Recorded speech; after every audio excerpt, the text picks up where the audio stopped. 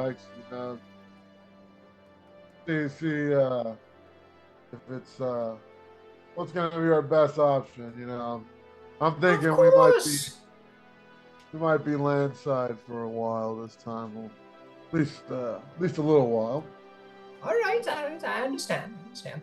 Well, I can simply say to you that, well, they're both fantastic ships, Captain. If you were to ask me, personally, I have to recommend the turtle ship. It is something else. It goes on, it sails on all biomes. It can be landed on the ground, landed in the water. It can travel underwater. It is made of metal, very hard to sink. It might be a little slow, but it has 30 tons of cargo space like the Hammerhead, but it's just awful. I like And that. again, highest armor class, 19 armor class count. Yeah, that's not bad at all.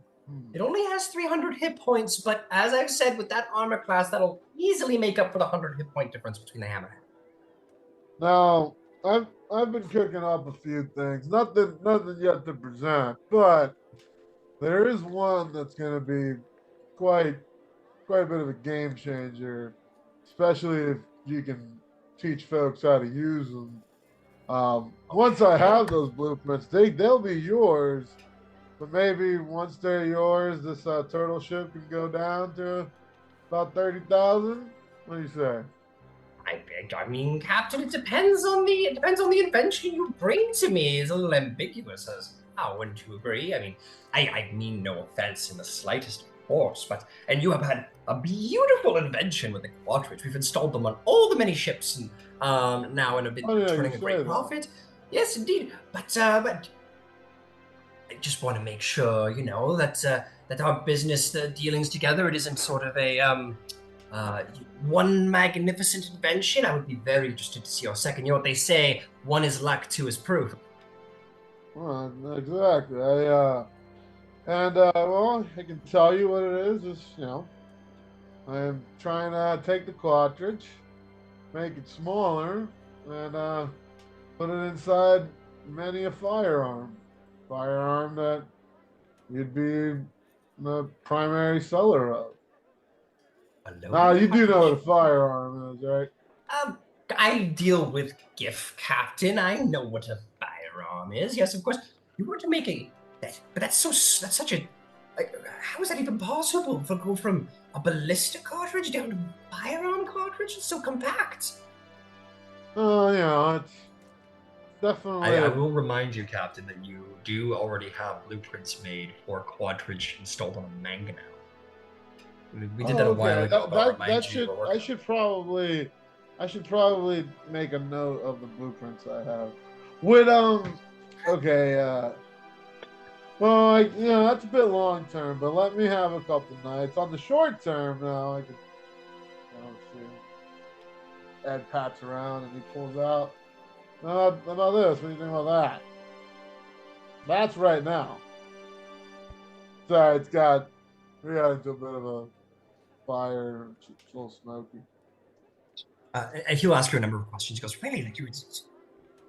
It's loaded on the actual arm of the Magna, but what about the counterbalance of the weight? How do you compensate? So you pull a Yeah. weight off of the. And he'll ask you about that and how counterbalancing works. And I think if we recall, where were you at that? Were you like you had completed an initial Yeah. like an initial functioning blueprint. You hadn't tested it in the field yet, though. No, I hadn't tested it on the field yet, and I hadn't applied it, but I figured it out. And then the next step was figuring out how to move the cannon into it if I wanted to. Because what I had figured Right. out is where to put the cannonball. I didn't figure out how to like shoot it out or something. Because that's what I was Cannonball. trying to eventually like when we did this one, I was trying to create sort of like a Y thing to fire multiple cannonballs at the same time. But what I ended up doing was creating it like making it easy to reload a magnum now. So Yeah, now yeah, it's yeah, three shots in one. So I yeah. had Three two shots in. options, which was like three at the same time, or to have you know three to go straight, and I went with the three to go straight for now. But I did Right. want to make a Y-shaped one too. Yeah, you're working on a Y-shaped one. Yeah, you were working on like essentially like an AOE shot, but Yeah, like a you hadn't stagger. completed that one. So uh, and to be clear, how that works is like you created a blueprint that you're pretty sure will work, but you haven't tested to see if it does indeed in practice Yeah. work. So yeah, so far you have the instruction manual to the Legos. You don't know if the Legos are going to make the starship that you hope it does. If That was a you weird get me the analogy. materials, we can test it out. But I'm feeling pretty confident on Make me a persuasion check. it. That is a 16 plus 16 plus 0, so straight 16. Straight 16. Oh wait, no, He goes, persuasion. Yeah. 0. My bad. okay. So he'll say, okay, yeah, sure. I think we have a spare mangonel laying around. I mean, you can use that. We'll make that your little. Sure, go have fun, I suppose. I just, yeah, no, okay, sure. I hope it works out well. And he'll basically like direct you over to like this old mangonel that like looks like they just haven't taken the time to like really like honestly throw it out at this point. Like it's a little beaten up, which isn't bad for you necessarily because like you're planning to like strip it and change it up anyway. And he goes, okay, yeah, have fun, feel free, yeah, sure. All right. Should I roll a tinkering check here? Well, you want to just start working on it right now? I no, yeah. Let's we gotta do some safe storage with our stuff here, but well, like I said, we're gonna be around for a little while more than usual. So once I have some free time, if you don't mind, maybe I can spend the night overnight here. You got a workshop. I could test it out for you, and we can start testing it in the morning. What do you think about that? Sounds good. Yes, please, by all means, by all means. Yeah, you go to town. Go to town, my friend. I hope it works out well. And for us, works out well for us. All right. And, Chaplain will tug on Ed's vest. El Chapel? Yeah, I don't know if you heard Zalace say or not, but I've got a bunch of cultists in my basement. Could you guys help me get the cultists out of my basement? I was thinking maybe if we did that. That's the plan. The plan was we're gonna go over there, kind of kick them out, put our shit there, sort of figure ourselves out for a week or two. Yeah, do you want to get them tonight? I mean, I figure we can surprise. Whenever we can get to it, doesn't have to be. I mean, we can take a little bit of rest, but whenever we get to it's fine. I was just thinking that maybe if they're spending a lot of time down there, they might have some stuff down there with them. Maybe there's something down there that's valuable that we could put toward the ship as well. Well, I was thinking that too, more in like a optimistic sort of way. But let's get this done. And it's just all of our shit. Where do you think we can keep them before we fight them? Because I imagine Ed like floated the freaking ship that he has, and it's basically like right. Where's all our shit? Your shit is all sitting on the dock. Like you're like it's just kind of sitting on the dock. Right. Yeah, the pox units are keeping an eye on everything on the docks. You probably were getting some looks from the like the shipwrights, the people who run the docks were kind of like noticing the situation. They probably want you off the dock if you're not going to use the space, and you kind of left a mess for them. While Ed and Chaplin are there, whoever's left can start getting the epoxy units to take stuff up to Chaplin's bar and store all the stuff there. Yeah, sure. Absolutely. Absolutely. So the pox units will start picking up boxes, and you guys start picking up boxes, and you start hauling everything through the streets of the city. Maybe very carefully, one at a time, as there's no shortage of, this is sort of like the Tortuga of wild space. So there's no shortage of individuals who might like to benefit from people just hauling expensive gear through the streets. So you take your time. No harm befalls your little caravan. You manage to get everything sort of thrown into Chaplin's comedy club, aka warehouse. Oh, let's find Bisan and that thrift. Regroup with Zalace, and then we'll take ourselves out of Colt. Were we? I don't remember. Had we had a long rest after that last fight or not? No, you guys are still pretty much in the aftermath of that situation. Yeah. Did I think we talked? We didn't talk about places to stay, did we? Are we just going to stay? I mean, I guess we can just stay in Chaplin's club. Yeah. Yeah, suppose you could. They don't appear to come upstairs yet. No. There's nothing connecting the basement to. For all intents and purposes, the basement's just like under your place. You don't have like a hatch that leads down into the basement, other than like the one in the back. It's more almost like a storm cellar a little bit. Like it's not actually connected to the building.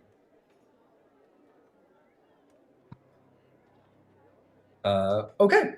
So while the Pox units are hauling everything, and Zalace, you're hauling them with this last cultist who you pit against the rest and survived, came out on top.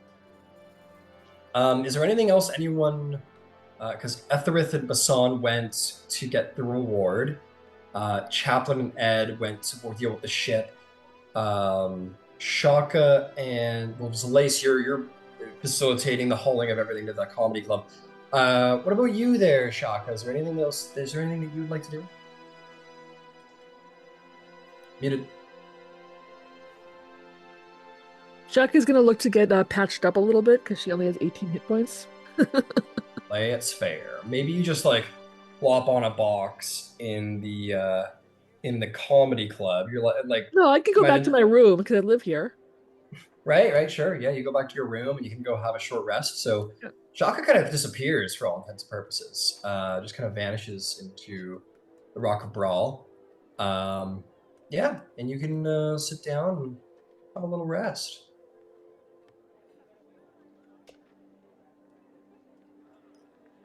Jorn is on the docks with the captain because he was helping him with information. So yeah, Zalace, you and your and the Pox unit sort of get everything hauled into the unit. Okay, at this point, why don't we say that save Shahka, I suppose. Everyone will sort of come to meet at the comedy club, and you walk in Chaplin, your beautiful but empty comedy club has become like a warehouse for all of your crew's shit. There's like a old, rusty, beaten up personal vehicle that doesn't fly in the corner. There's a bloody Spelljammer helm in the corner, boxes all stacked around. No. And like look around for whomever seems to be somewhat of an authoritative figure that he thinks might listen to him. Oh, Etherith. Can I have Ethelith be sat in the spelljamming helm with the cloak on, just kind of like... Yeah. He's really just like feeling himself in the corner. Yeah. He's got, you see Ethelith, he's got this sick new robe with the stars and everything. He's just sitting in the corner all like mysterious and shit. How might I help you, Chaplain? You seem like a guy who appreciates some order and a good plan. You see, this, and he kind of gestures around. This is supposed to be the main room. See the stage up there? Like that's where the Poxy unit stands. This is supposed to be tables and chairs. This is where the customers go. There is going to be a workshop, but this is not the workshop. Can we move the stuff to the workshop?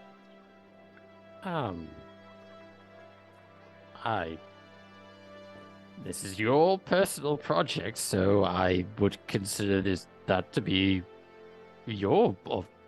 I would defer to your judgment on that. But I mean, where do you want the workshop? Okay, well, as long as nobody minds, I'm going to gather up the Apex units, and I'm going to start having them move this stuff into the correct room. Very well. And so the plan, the eventual plan for this building is that it will have somewhat of a small workshop.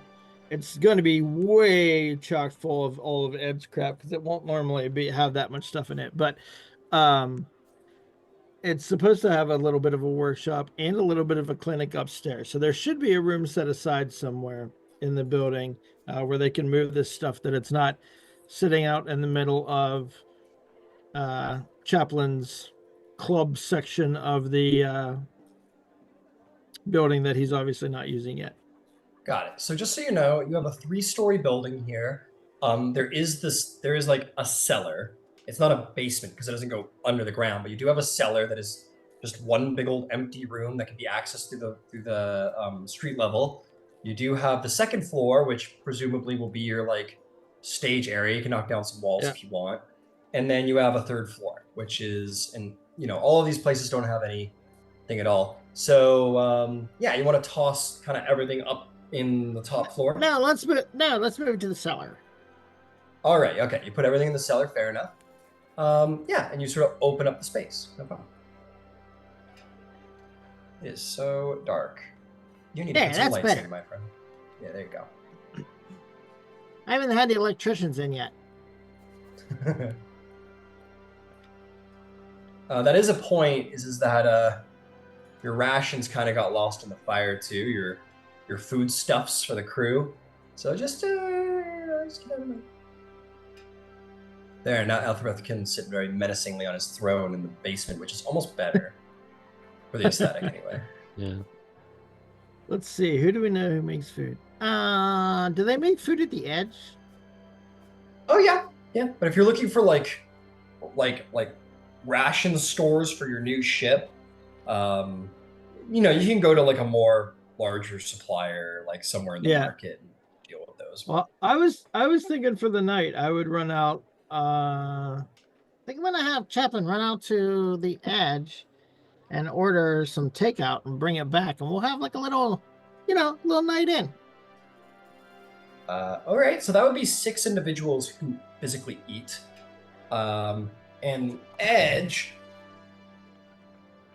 the wonderful Edge. It'd probably be the Edge would probably do like 5 silver a meal, and that would cover rations for the day. So that'd be 30 gold, or not 30 gold. That'd be like 3 gold. So 3 gold should cover everybody for meals for the day / night. Perfect. I'll take it. All right. So, Chaplain, you don't have taste buds. You don't eat food. What do you? You look on the menu. There's a couple of items, and you order something you think humanoids might like. What does Chaplain arrive with for dinner for the crew, for all of these like food eating people?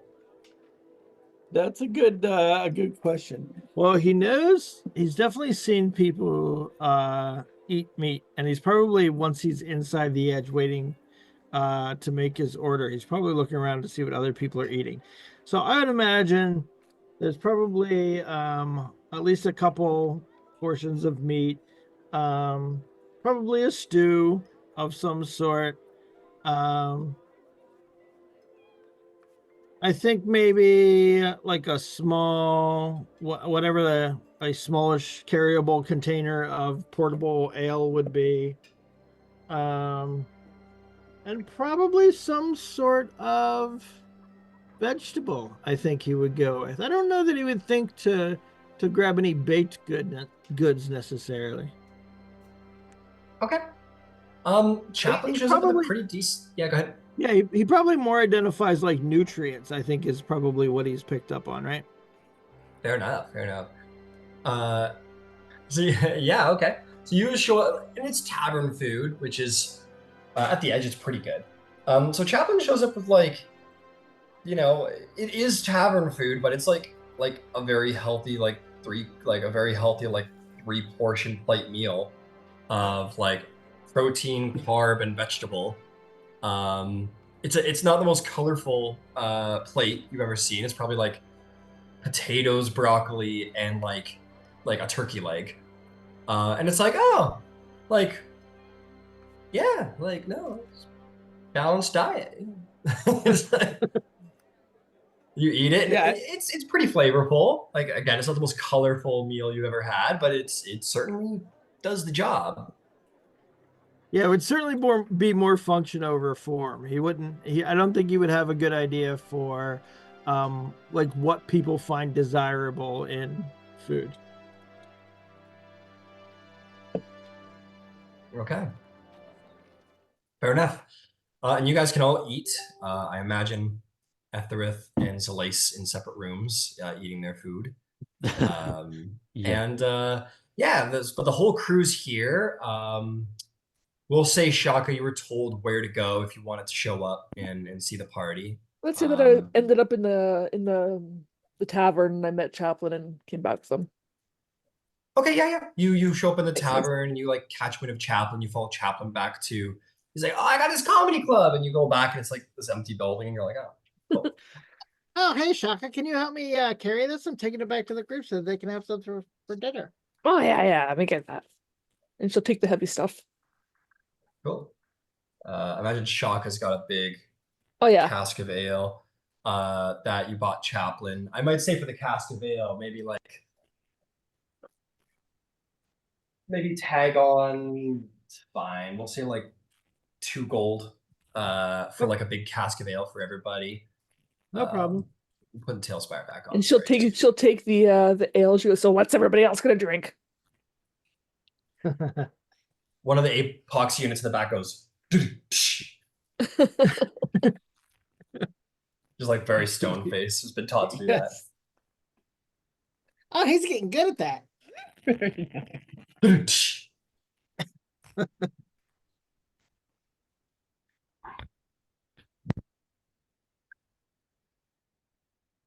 All right, eat up, everybody, and get some rest. We got a basement to clear out tomorrow. That's right. Yeah, that's right. Oh, what's it? That's that's too many. It's too many with the boom. What is in the basement?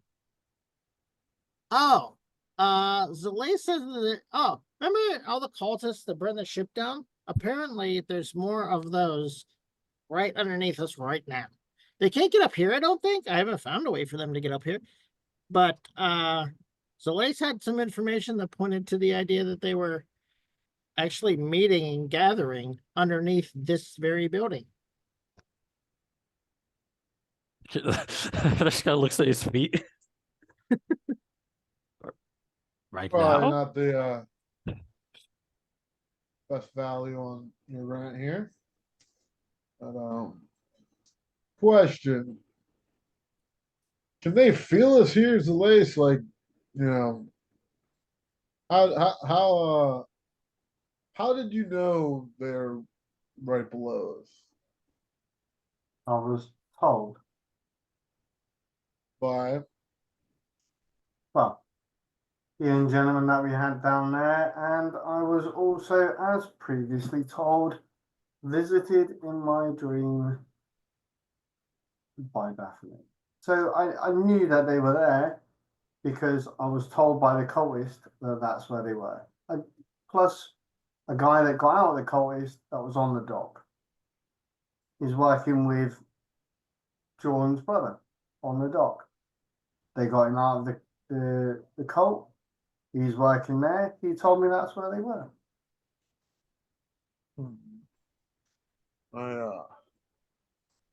Well, they shouldn't have any reason to suspect that we know. Not they. Well, I would, if I was a cult that knew my location was found, I would be moving right now. But I had a feeling we would feel that, right? Well, Captain, I was just going to suggest that I go around the back. Keep an eye on the door and see who comes in and out.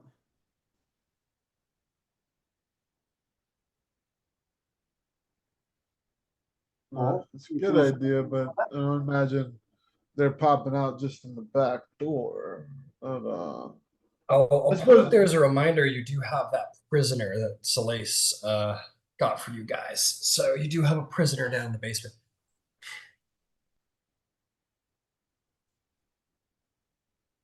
If that you helps. said you got all the questions you needed out of these guys.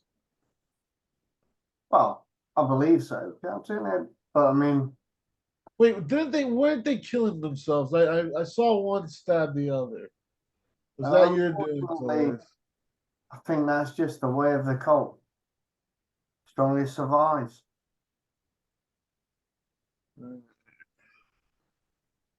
kind of looked at Bisan and like, I'm pretty sure we saw what happened.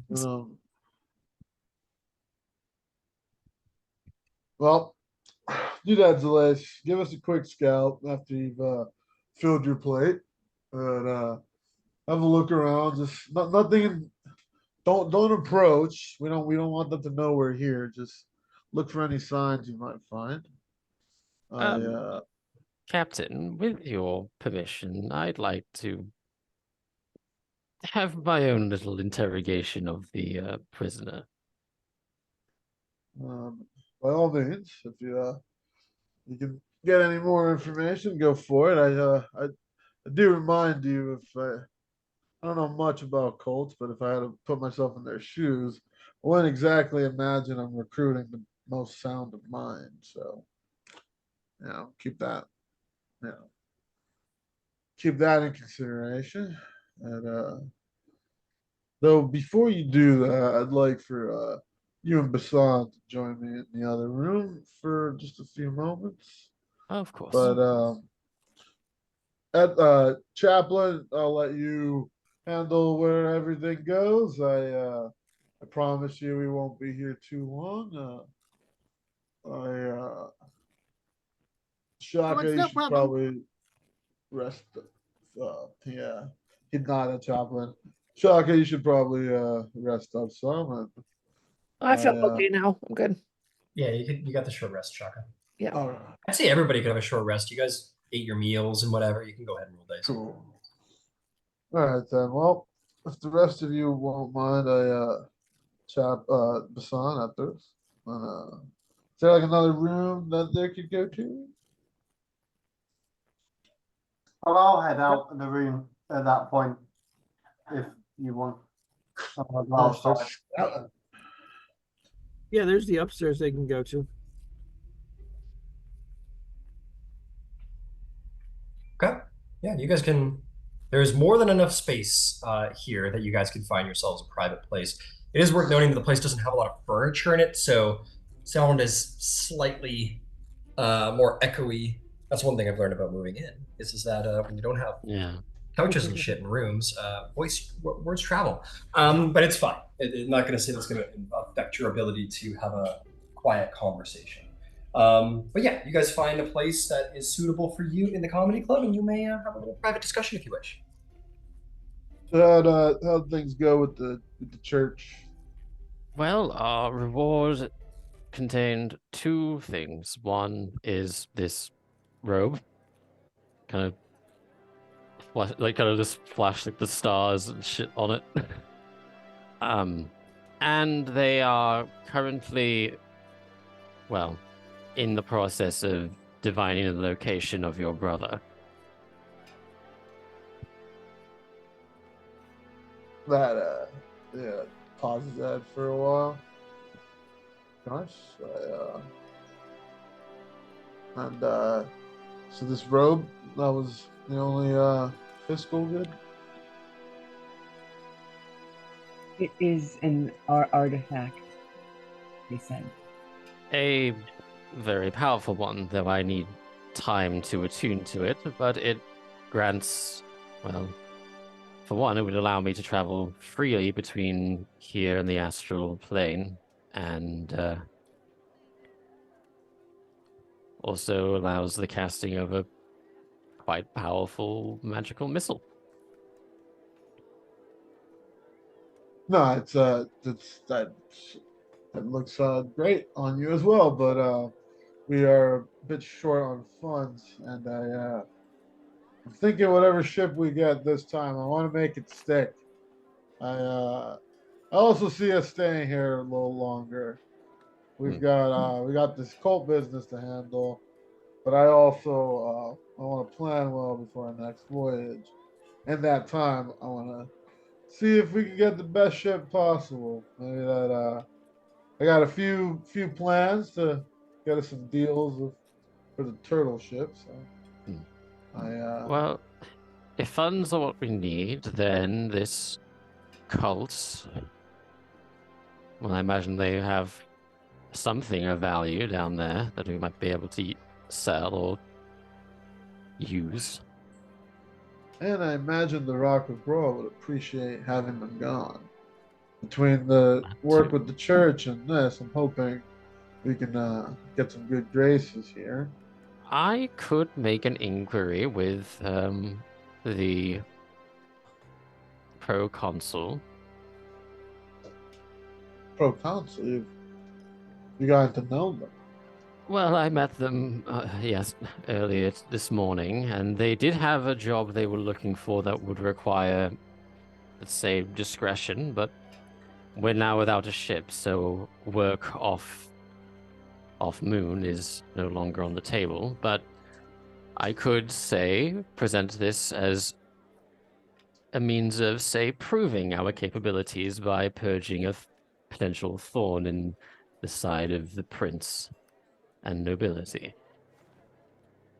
It's not like we're far from the ship. It's more we have options and we want the best one because we're sort of in a pattern of we get a 20,000 gold ship and it breaks and we get another one. So I'm thinking it's time we move on to metal.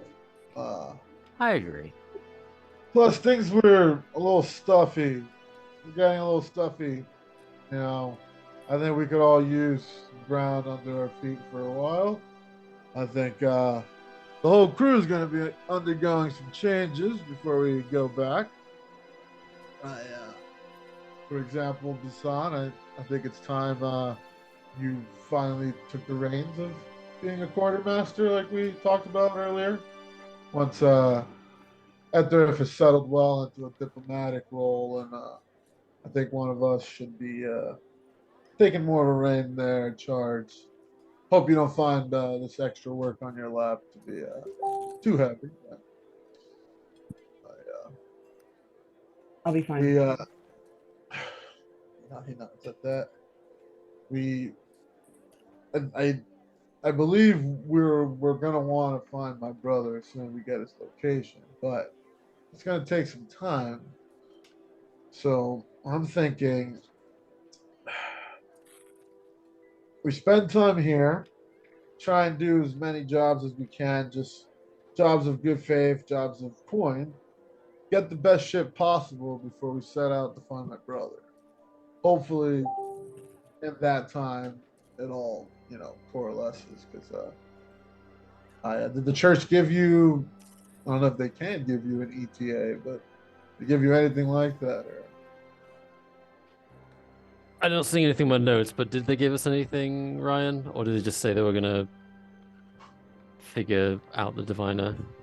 They said that they're going to start working on it, and they'll be in touch when they come to things, because they would have explained that it's not like a one-to-one answer thing. There's a lot of prophecy and cryptic stuff involved, so it'll be an ongoing aid that they will provide you.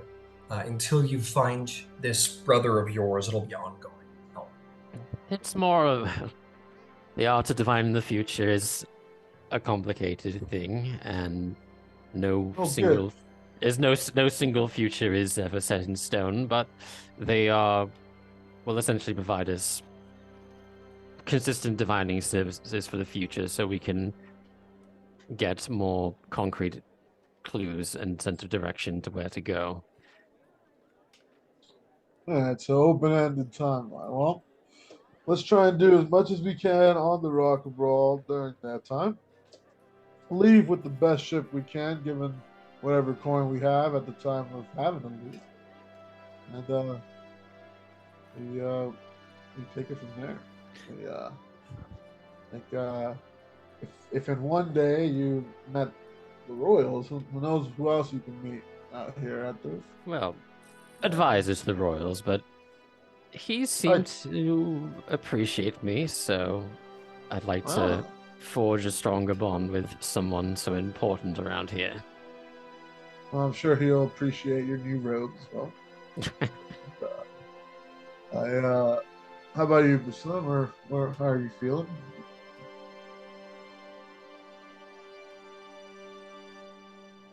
I would like to speak to you, but just us.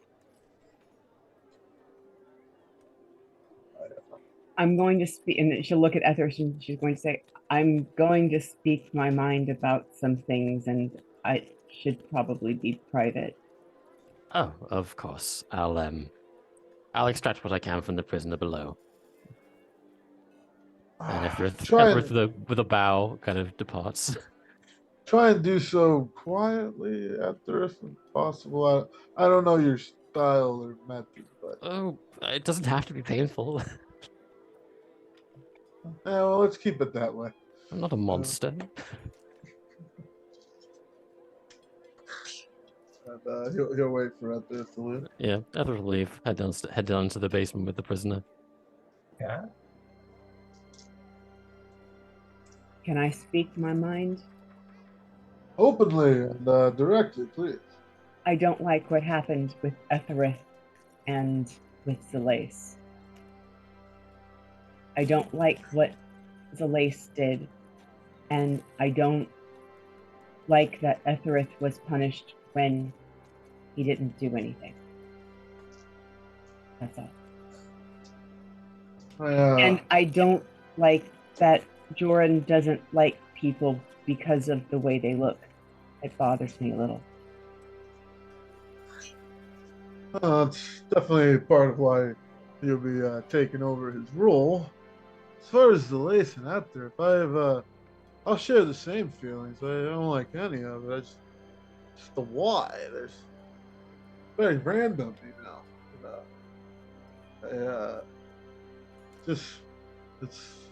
that's what I've not been so pleased with.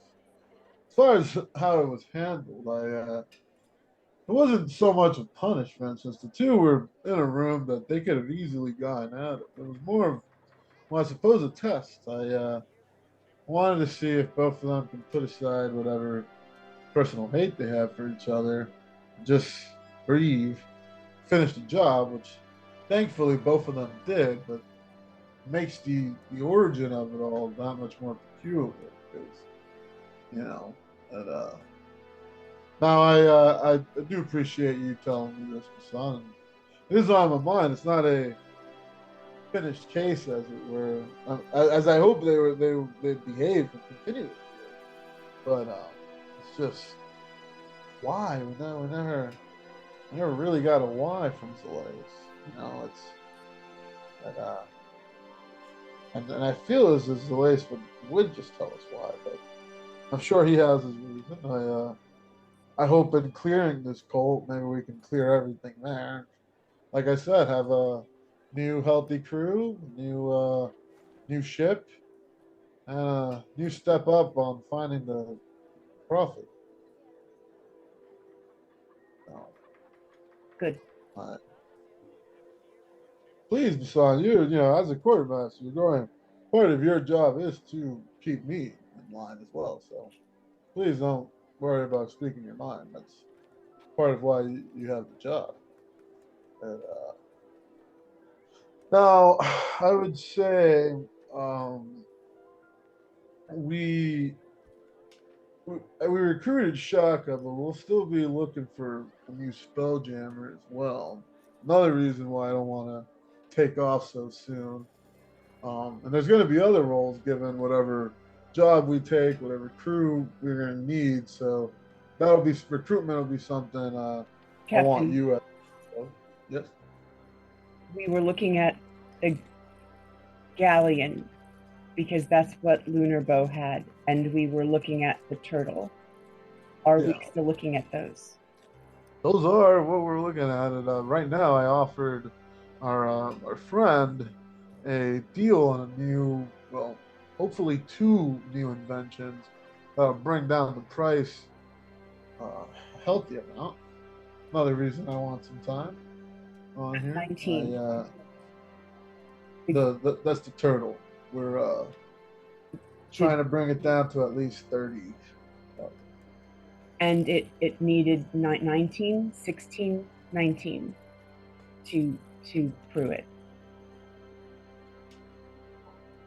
19 exactly. What? What are we referencing here? Yeah, what are we referencing? How many people we have to make the ship run? It was 18 or 19. For the turtle, no, I don't know off the top of my head. I don't think Ryan told us now. Yeah, I can get you that info real quick. Let's see here. Turtle ship. I don't know why 19 required. No, it's all good. It crews 16. You need 1 for the. So there's 3 ballista for 3 individuals each, and then there's a mangonel which crews 5, and you need a spelljammer. So 3, 6, 9 plus the 15 makes 14. So 15. I don't know why it says 16. I guess the 16th would be the cap. But no, that's fine. It's just that like the numbers 1 through 20 in D&D just become so scary, but they're using it just in their regular form. So that's why I was like, is she talking rolls? Yeah, fair enough. And then the to be honest, I think the crew, like in some cases, the crew number is meant to be like how many it takes to run the actual ship. But I think the idea as far as Spelljammer goes, that's how much crew you can have on the ship. Like that's how many individuals you can have on the ship comfortably together. So, for example, the Space Galleon has a larger crew number, but it has less weapon systems, which means that technically it should have a lesser crew requirement. So I think the crew number is just how many people you can have on the ship. So if you want to, go ahead, Sam. Above the table, all she's trying to figure out is how many people we would potentially need to hire, or like how many epoxy units do we have versus if we have a copper who can poof up help, like that. These are all things that Urbo considered when he did stuff, and what. So yeah, that's what we're doing. Got it. So you guys got 6 epoxy units. Sounds like Jordan's about to be on the bench. So there's 6 of you guys. So 6 crews, 6 epoxy units. So that's 12 individuals. For the galleon, 6, 7, 12. You have just enough individuals to like fully run a galleon as is. That is, of course, with the idea that a lot of you would be loading, ballistas and mangonels, like wouldn't actually be taking like proper actions in combat. So you might want to hire like sailor hands just to like, now that you don't have a conjurer anymore. And then the turtle is more than that because you've got an extra ballista. So that's, like I said, that's 15 individuals. So really you should be like, well, you get the epoxy units and they can load and reload stuff, but you probably should hire individuals because I think very quickly, like as a fighter and as a captain and as who've been on the ship enough, you know that this group of individuals, these 6 individuals, are very capable and probably are wasted, loading rocks into mangonels. So you should have 2 whatever crew members for each weapon, if not 4 for the mangonel, which is epoxy units at this point. For sure. So anyway, that's all to say, turtle. Let's do the turtle here, quick. Does it not? The ballistas, though, it depends on whether we've got 1 quadrige cartridge. You do have 1 quadrige. You could make another. If you have the turtle, you would need to make 2. And then, that could basically supply you guys 4 rounds, and you wouldn't need someone to do that 3rd action load. And that could cut down on crew costs. But then you'd be done with ballistas when you hit that 4th round or 5th round, technically. For sure. So I'll tell you what, Yeah, that's a like- bit of logistics. Why don't you guys role play and have fun, and I will logistic nonsense behind the screen here, and I'll let you know when I got it. I just wanted to get an idea. Maybe we need 10 less skilled laborers who would be happy to load stones with the epoxy units, and that would leave us to fight. No, I'd much rather have that. Let's you and I will go through the roster sheet once we're getting everything together. We'll look for strong hands, depending on what ship we have. I am hoping that whatever ship we get to take, I can load up as much of my stuff onto it before we leave than after. And yeah, I guess the goal is let's make this stay count. Let's make sure we leave as the crew we want to be, all on the right path, all in agreement. I really want to squash whatever this Etheriff and Zalace business is, and just really get us all moving on the same foot forward. But If I may,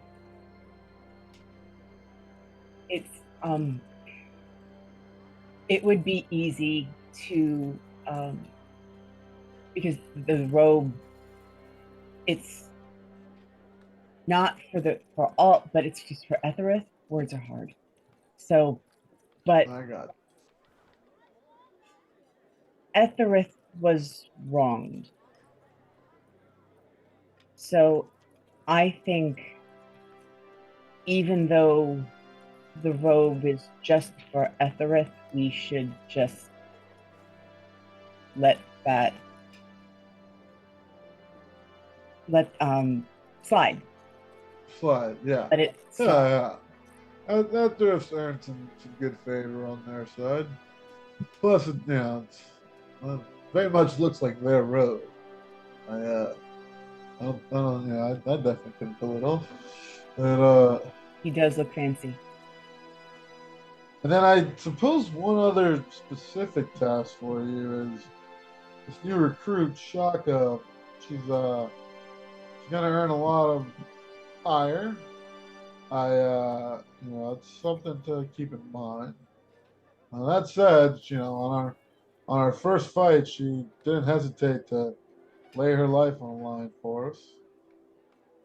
So not I would have done, but it's admirable. Is she our cook? For now, but she seems capable. She seems very much almost a people person, which is ironic. I should talk to her about kitchen supplies then. Yeah. See, get to know her. New friends is always good. Plus, I think there's going to be a few things you two probably have in common. Okay, to make life easy on you guys, I've sort of figured out to the best of my ability the requirements for your turtle ship and your galleon. Disregarding the need for Spelljammer, because that's obviously going to be taken care of by our skilled party here. You would need for the turtle ship 4 artillerists, 4 people to actually fire siege weaponry, and we got 2 people already. Galleon would be 3, and then with that, the galleon would need 6 non-skilled individuals, with the idea that we have quadriges on all ballistas, and the turtle ship would be 7, with the idea that we have quadriges on all ballistas. And so that's that. And you have 6 poxy units. So yeah, technically you could handle the galleon as is. You might want to put either a crew member on one of these siege weapons, or find someone around the docks who is a skilled artillerist to make up for that. For the turtle ship, you would need to hire at least one more non-skilled individual and 2 more people to actually fire siege weapons. Because I know people here have their skill sets, and like it would probably be a waste to put Chaplin on a ballista, being the great bosun that he is, as an example. So that's the situation. The turtle ship is definitely the better ship, but it does require more crew to crew. So we would need 3 more skilled in addition to 7 non-skilled for the turtle. Subtracting the apox units will make up for non-skilled individuals. You would need 2 artillerists and 1 non-skilled individual. And then the galleon, you would only require 1 artillerist, 1 additional artillerist. And then, of course, like, you can always add other non-skilled members to the crew if you want to make up for, like, if quad would just run out of ammo. So, but yeah, those would be your requirements as it stands. Okay, let's swing around here. Ethrith is going to do a little interrogation, but I want to see if Zalace, Shahka, or Chaplin would have anything they wish to do around the ship or around the club. Zalace? Yeah, so all I was gonna do was just keep an eye out on the back door, making sure that, you know, watching the back door for any of people coming up to it to try and get in, this, that, and the other, for them having a meeting or something, or see who does come around in that way. Mm-hmm. Okay, so you just kind of make yourself available, being here or there. Yeah, no problem at all. Shahka, Chaplin? I think Chaplin's probably just kind of minding the facility. So he had that stuff that he wanted to get moved. So he's directing the epoxy movements, or the AP units to move that stuff. And then, you know, probably cleaning up after everybody ate, and just sort of trying to sell everybody into place. It looks like we're going to be here for the evening. So maybe he tries to, you know, kind of walks around and attempts to designate a place for that. But for right now, he's managing the facility. He's got his facility manager cap on. Shahka will help to clean up. It's part of his chef's job. Sure. I do like the idea of Chaplin going up to Etherith in his own comedy club and being like, yeah, so I'm going to go tell them what to do, and that's that. And Etherith's like, okay, it's a club. And he's like, that's right, I'm in charge. And he's like, yes, you are. I do like the idea of Chaplin, like, learning, like, I do have authority. I do. Being an auto gnome, it's probably a little unusual. Okay, so let's head down to the basement where I'm sure terrible, horrible things are going to be done. This terrible, horrible person. No, it's going to be nice. It's going to be, yeah, we're all going to get along. So tied up, I imagine, in the dark corner of the basement with like 6 exopoxy units just like in a line in front of it, just like staring at him, making sure he doesn't go anywhere. The sort of Terminator's part, and Etherith in his like black robe of stars and all of his sorcery goodness is going to approach this individual who sort of like looks up at you. Like, Etherith has like a really shitty grin on his face and just kind of looks at the exopoxy units. Bring him over here.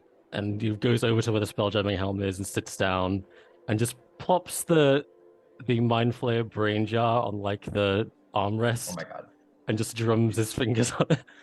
You're a monster and I'm here for it. You do so. They like push the hunter of Baphomet down to his knees. And he's like on his knees before you on your throne. The pox units are like lined up sort of next to you as if they were your like honor guard or something like that. One watches the door just in case. For whatever, you know, unskilled or like unoriginal behaviors they may have, they've got the security like bodyguard thing ingrained into their circuits. They're like They got 2 guys on either side. They got 2 guys sort of like in the corners ready. They got a guy at the door, and then they've got unit 1 sort of at your side ready to take a command. Feels good. It's like looking into like the future after it. Maybe this might be your future. But this cultist of Baphomet looks up at you. He's got like, not like he's excited for you, but there's like, there's a look on his face like he's trying to hide a certain pride. He slew his brothers today to prove himself the superior hunter. And kind of like looks at you. And he says, who are you? You're Dark One. Oh, as far as you're concerned, I'm your god now. My god. Oh, it strongly... Your life hangs in the balance, my friend. Now, I have a few important questions for you, and your god values honesty highly. You do know us of the whole king, right? That's what this was all about. Oh yes, I'm aware, and by the end of this, you're not going to be serving them anymore. Okay. I want to use my brain jar and cast detect thoughts. He's like, this guy's so full of shit. My god, kick the shit out of him. He's basically, he's like, you see images in his brain like passing through you being like gored and like ripped apart by like bulls and minotaurs and monsters and stuff. And he's like kind of relishing the idea of that. Well, I look to the units next to him, hit him.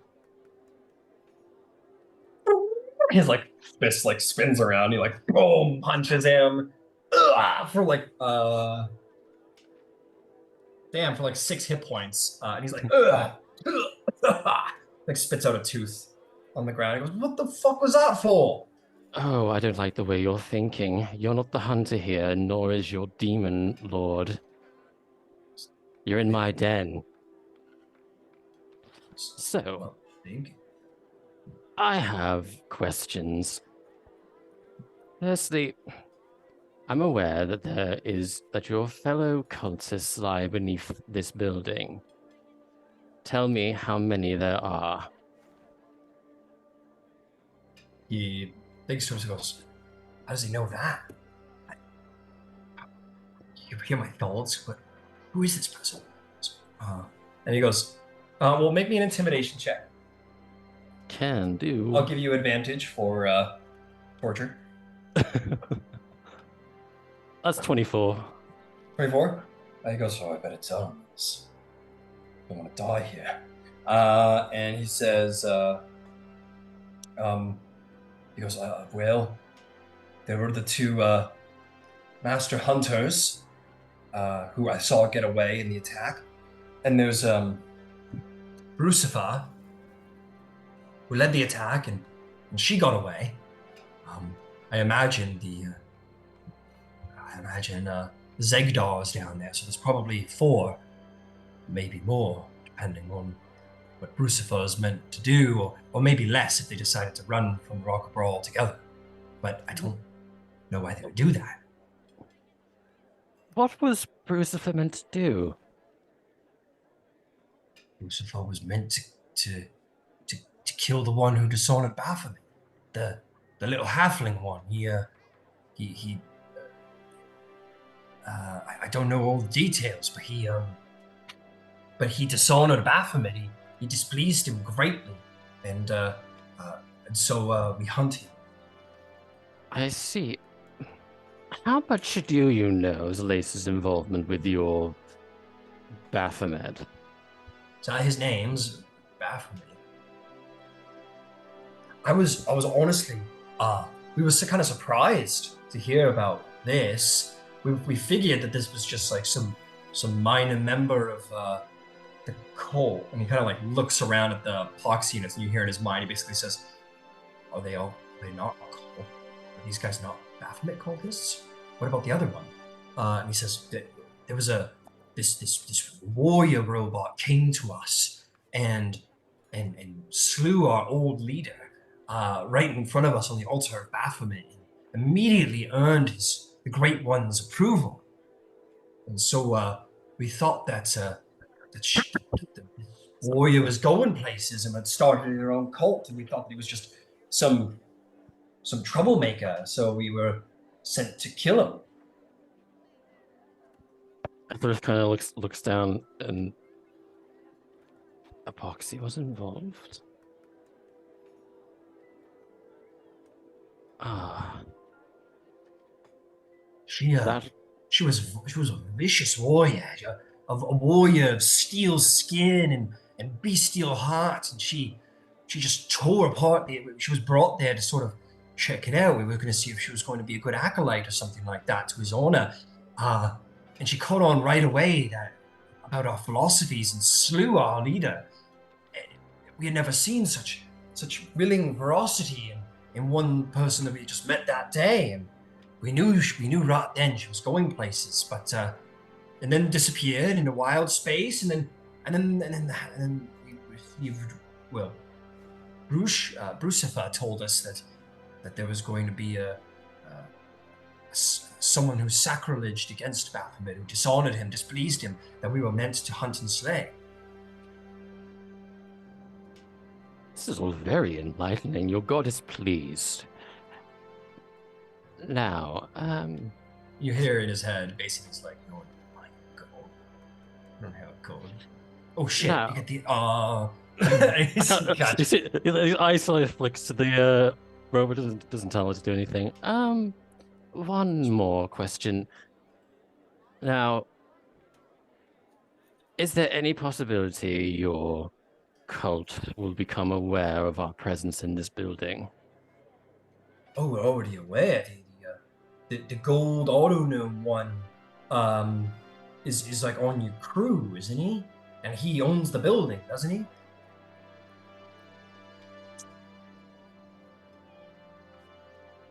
I Well, thought gods were supposed to be omniscient or whatever. You ask a lot of questions for a god. oh, it's purely a figure of speech. And Etherith stands up and walks over to the prisoner. I'm gonna upcast Vampiric Touch. He goes, wait. Before you do whatever you're gonna do, just hear me out for a minute, right? Look at you. You're clearly a fancy type, right? You dine with nobles. You're magical as hell. You're cunning, and with all due respect to that, I mean it certainly is a compliment. You seem to have a viciousness about you. Listen, I have no doubt the Horned King would make you one of the greats of his cult. I think you would. You see, I hear that he likes Etherith's nobles. face is like contorting into actual fury. He goes, well, but I'm not trying to be rude. I mean it. It's a good thing. Places his hand on the shoulder, doesn't actually like attack yet. Just this magically imbued hand is on him, like seconds away from death. I serve only one master. Well, mistress. The Lady of Crossroads. The greatest witch of all. The Dark Lady Hecate. And your goat-headed little shit can kiss my feet before I even deign to follow his whims. Now go meet your maker. Now roll the spell attack. Yeah, no, don't worry. He's like held for you. There's no attack roll. You got him. Go ahead and make your damage. I don't need to, but you can. Wow, for 46, that's not a lot. 9. He's like, yeah.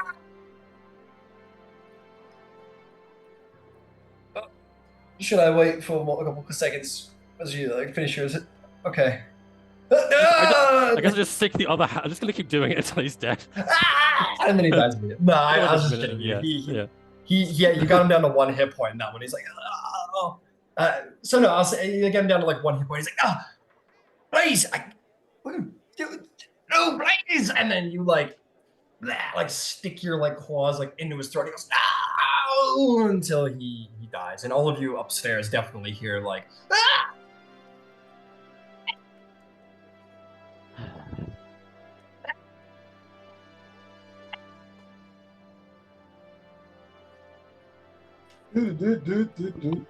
Bisan takes out a notepad and marks down vinegar. Ed's thinking about how to like all of the different things you need to get blood out. Oh, is it blood? Yeah, there's no blood. Yeah, it's just No blood. Just necrotic Dexter damage. shows up. He goes, "No blood. This is very concerning. I'm leaving."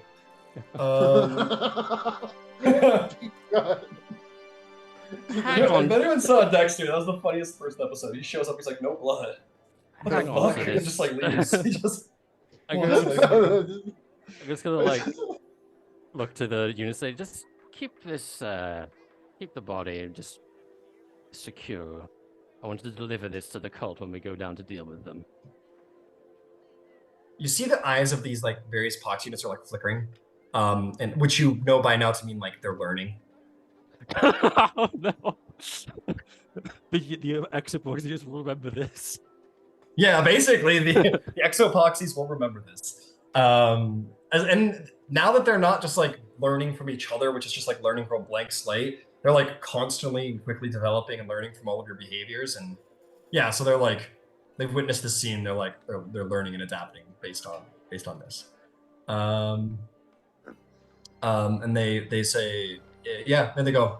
They just nod and like roam in the corner of the basement. That's it. But they're like maybe yeah, they're pretty like one-to-one units. They haven't learned much. They're like so far they're experienced with dance and torture. That's like their two big things they've learned with you guys so far. They're like dancing and torture. Hey, clean up after yourselves down there. Oh, I've made sure not to make a mess, Chaplain. Don't worry, no mess at all. My work is clean. Work is clean.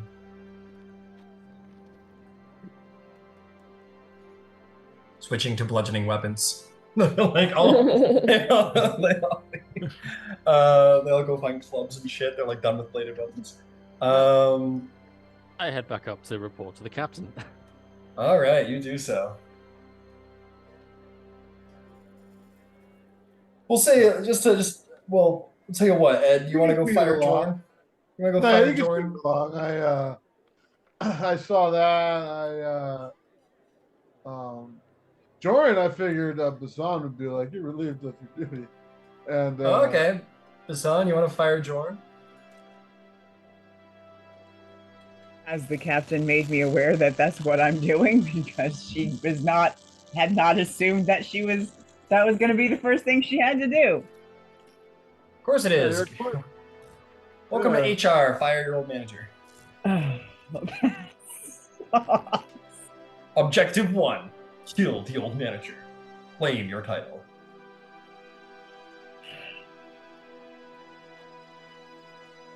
Hi, Captain. All right. Let me go find Jordan. Jordan is eating his chicken and broccoli and whatever. I'm gonna wait until he's done eating, obviously. He finishes eating. As he gets up and goes to walk, like is walking to wherever he's walking to. I want him to finish his meal, and I'll fall in beside him. Yeah, he kind of sits there and kind of like looks around, and he's starting to. You guys know that he like when you get to shore leave, he kind of just takes off. Actually, he doesn't. He's the quartermaster. He kind of hangs out, makes sure everybody has what they need. He kind of like looks around.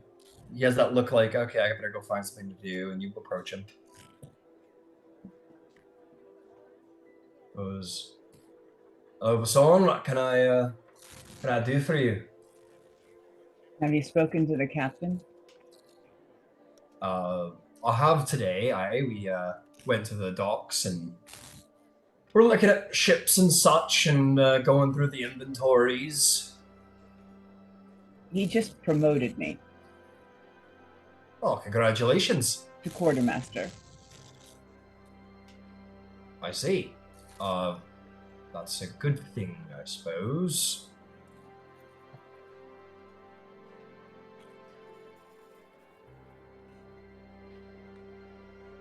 Jorn, I think that this is not a good fit.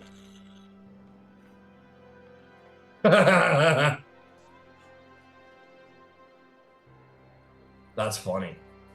I know. I'm sorry. Weren't you all diving over top of each other one mission ago to have me stay on as quartermaster? We were. Oh. You should talk to the captain. But Nope, I don't think he should if he doesn't have the stones to come say it to my own face. I don't know what I have to say to him. I respect that. He like looks across and goes, "That's about the scroll, I assume."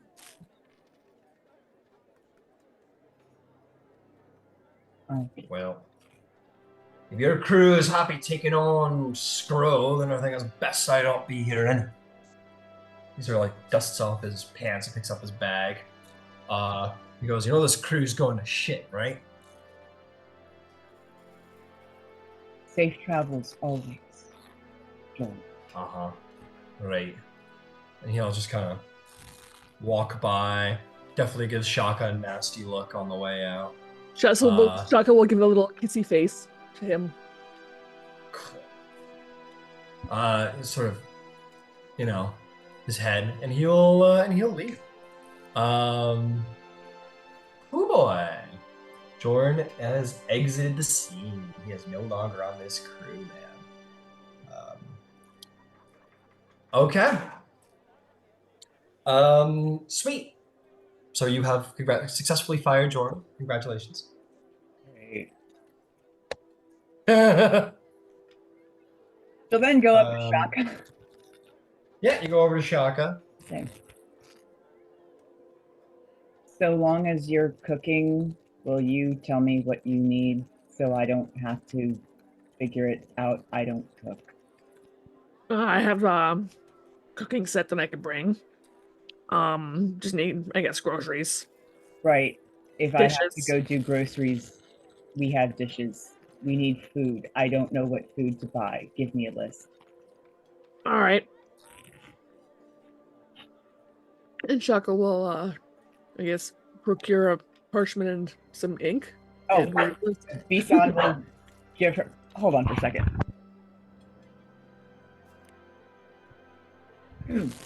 Sorry about that.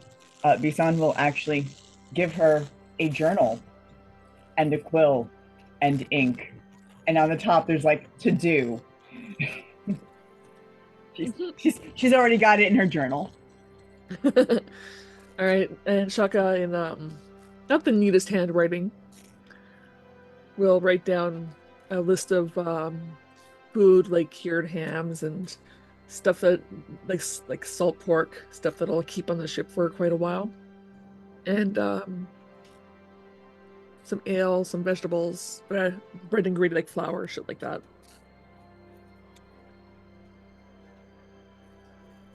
Right. Well, I don't need to buy it, but I know what I need to buy when I need to buy it. So yeah, and if you need help carrying it, just bring me along, and I'll be happy to drag it along. I would like the company. Yeah, nice.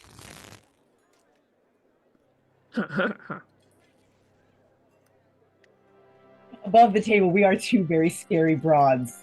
Well, to put forth, and indeed as it's going to become more prevalent, the common man can't distinguish between a Gith Zerai and a Gith Yankee, right? And Gith Yankee are certainly the most prominent, and maybe you've gotten away with sort of being able to be a Gith out in society because in the wake of the War of Revenge, most people kind of hate Skrull more than they care about Gith. A Gith, in the common man's eyes, a Gith Yankee and a Skrull walking down the street, like, that's like getting close to cause for a riot, Just saying. Bisan will veil. Not actually joking. Bisan will veil as she does when she's out and about so she doesn't scare the children. Got it. Yeah. It's not the children you gotta worry about. It's The parents. Their parents. It's the people raided by Githyanki and the people and the many, many, many, many people who lost sons and brothers and daughters and fathers to the Skrull. Those are the people you gotta worry about. Above the table as well, Shahka's been living here for a small amount of time, or it's enough amount of time that perhaps some people would kind of know her by now. I will be honest, Shahka, you are a fringes of society here. Okay. You don't have any friends here. They are Okay. the Rock of Brawl is a place that is in support of the Elven Armada Alliance and such like that. I imagine you've been gotten the shit kicked out of you like a couple times. Oh, probably. Like, this is not a hospitable place for you. You don't have friends. Like the place you're staying at is probably like some kind of rundown hovel that is run by someone who's willing to take money off of anybody. Like it's not a good neighborhood. Your quality of life has sucked being here. Fair enough. And the only reason that you haven't probably been like killed at this point is because you have that little piece of paper, which maybe got you out of a couple situations, but not all. So, yeah, unfortunately, you're like even when you go to the edge and stuff, like people will move seats away from you. Like you are uranium. You're like a Nazi in an alliance bar. Like it's not good. Ouch. That's pretty much exactly what it's like, unfortunately. Okay. Or an alliance bar. I would say alliance, an ally bar. But anyway, okay. So you guys go walking down the street. And Bisan, you probably see the realities of that for the first time is like you guys go from like stall to stall and like people won't deal with Shahka. Like people will not be seen openly trading with a Skrull. Eventually you probably find someone down some back street who's willing to supply like secondhand like military rations, nothing fresh in great quantity. But people will not want to deal with a Skrull, and people will not want to be seen dealing with a Skrull, even if they're of good heart. That's fine. Tremendously good heart. We don't need to buy anything today then. Yeah. Good to know. You don't have anywhere to put it anyway. It's just gonna go bad, right? Yeah. However, that was good to see. Yeah. And it makes you perhaps wonder, Bisan, as well. I'll tell you what, Bisan, make me an insight check. As the quartermaster, this is something that might be of importance to you. Oh, nice. It was a 17 on the dice. So it's an 18 total. An 18 total.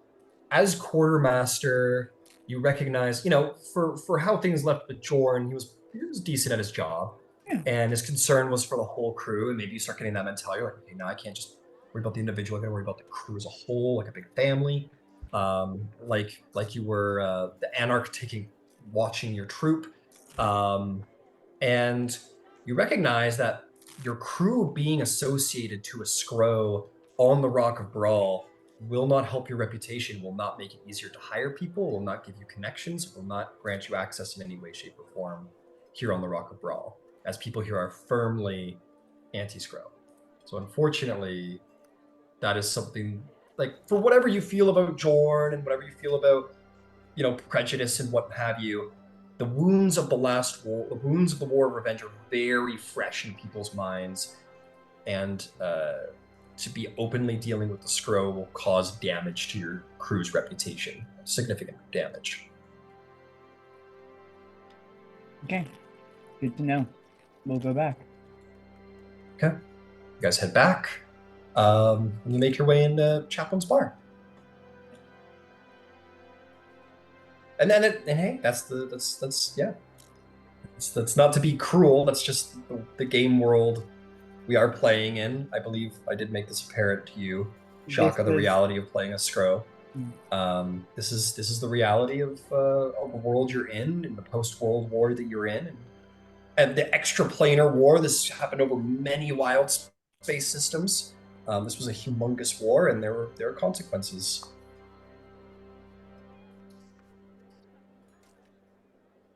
Fair enough. There's nothing I'm going to say. Yeah. Fair enough.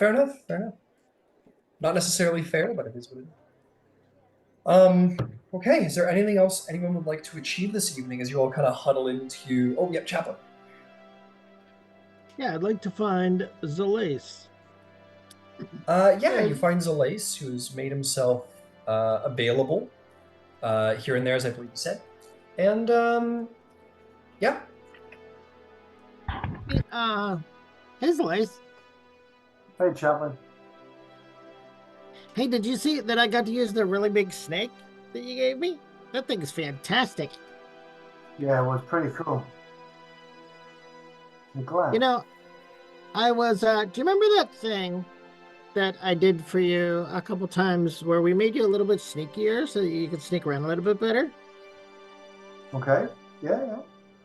Well, you've gotten really good at that. And I thought maybe you don't need as much help with that anymore. But I wanted to thank you for the snake.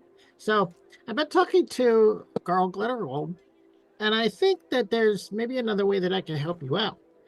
You're getting very, very good at hiding from people who are looking for you normally, but I don't know if you have any protections against being found magically. So I've sat down and I prayed about it a little bit, and I think I have some help for you if you ever need it. I think that I can hide you or something or someone you want from magical detection if you like. That sounds that sounds really good. In fact, well, if ever we need to go sneaking anywhere, that would be most probably the best use of it. Yeah, that sounds really good. So I don't know that I can keep it up forever, but I can do it for a pretty long period of time. So at least long enough to get the heat off of you or an object or another person for a little while. Okay, I'll remember that, chap. That sounds like it's going to be a really good use of your glitter gold magic. Good. I'm glad to hear I could be of some help. Thank you again for the giant snake. And he trots off happily. Before you go, Chaplain, Yes. how do you know that this glitter gold giving you things is the right thing? I mean, recently I've been promised a lot of things, but it wasn't for the right thing. And I've made some poor choices because of that. I just wanted to know how you know that it's right. You always seem so positive with it all. And Chaplain kind of shake his head very understandingly and, tilt his head back and forth as he listens and say, well, I had someone when I first came into being that was very, very important to me. And I trusted them very much. And they started me on this path. So I didn't really discover it on my own. I was helped to find this. And I admit that there's a feeling that I have that tells me that it's good, that it's okay, that it's the right thing for me. So that's definitely a part of it. The rest of it since then has been experience. I've been fortunate enough to be in some very amusing places and to have some very entertaining experiences and to meet some very pleasant people in different places. And all of those positive things kind of grouped up together.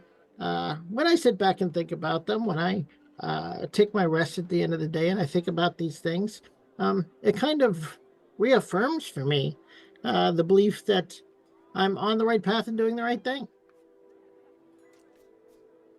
I don't think that I think that I'm incredibly lucky in that way. I don't think that everyone gets the advantages that I had, especially to start out. I think that most people have a little bit more difficult time finding these things on their own.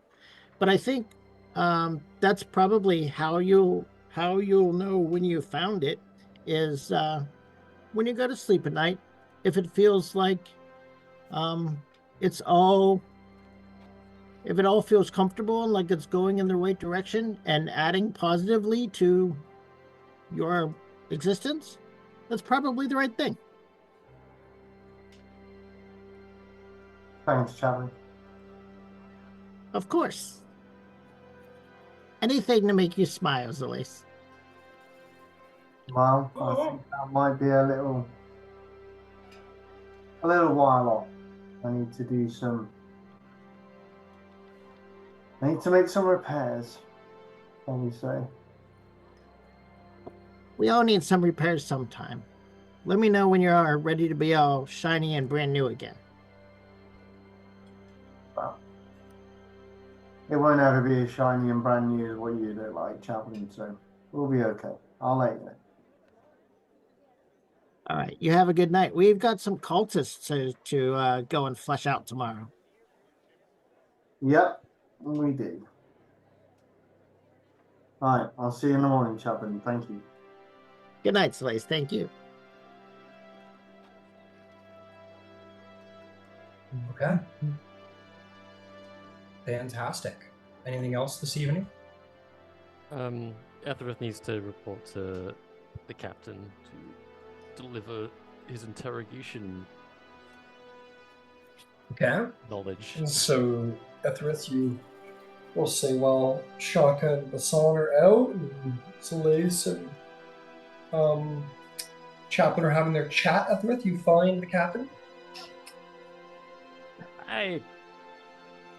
The conclusion of it might have been noisy. I hope that didn't disturb too much, Captain. No, not at all. That's, what do you got? Well, as far as number of foes, there are 2 master hunters, but they fled. There was Christopher, I believe, was the Minotaur, and they escaped. Someone called Zangadai is also down there, so 4 known, but there's possibly just more nameless cultists, possibly. If it's just the 4 of them, then wonderful, but always be prepared for the worst. Secondly, I'll do the worst news last. They are aware that we're staying here. They know that Chaplain owns the place, and they know Chaplain is affiliated with us, so they know where we live. Yeah, I assumed as much, which is why I'm hoping Zalace will have seen their reaction, given his scouting right now. As far as the ones that they may have named, there were a few that fled. I had hoped the Astral Sea had taken them, but The worst news is that it wasn't just Zalace involved with them. It was Epoxy as well.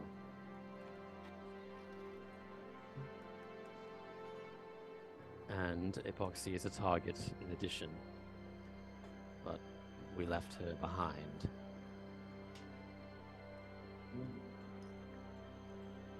that explains Zalace's actions and misactions, I think. Zalace and Apoxy were very close. I imagine there's one last connecting detail here that Zalace, for whatever reason, is keeping from us. But I think we need to. I know you're not going to like this. We need to show Zalace we're on his side fully right now. Because we are. And unless we know everything, we're not going to be able to be in our best foot against these guys. That said, I do think we need to act quickly. During the course of the questioning, I lost my temper towards the end. They tried to tempt me into their demon's fold, and the very suggestion that I would turn my back on my lady for some goat sickens me. I imagine they got their answer. So, as much as a nice, quiet night in sounded lovely, I don't think everyone's going to do much sleeping knowing the cult knows we're here. Well, let's gather the crew, and I think we're going to have a long night ahead of us.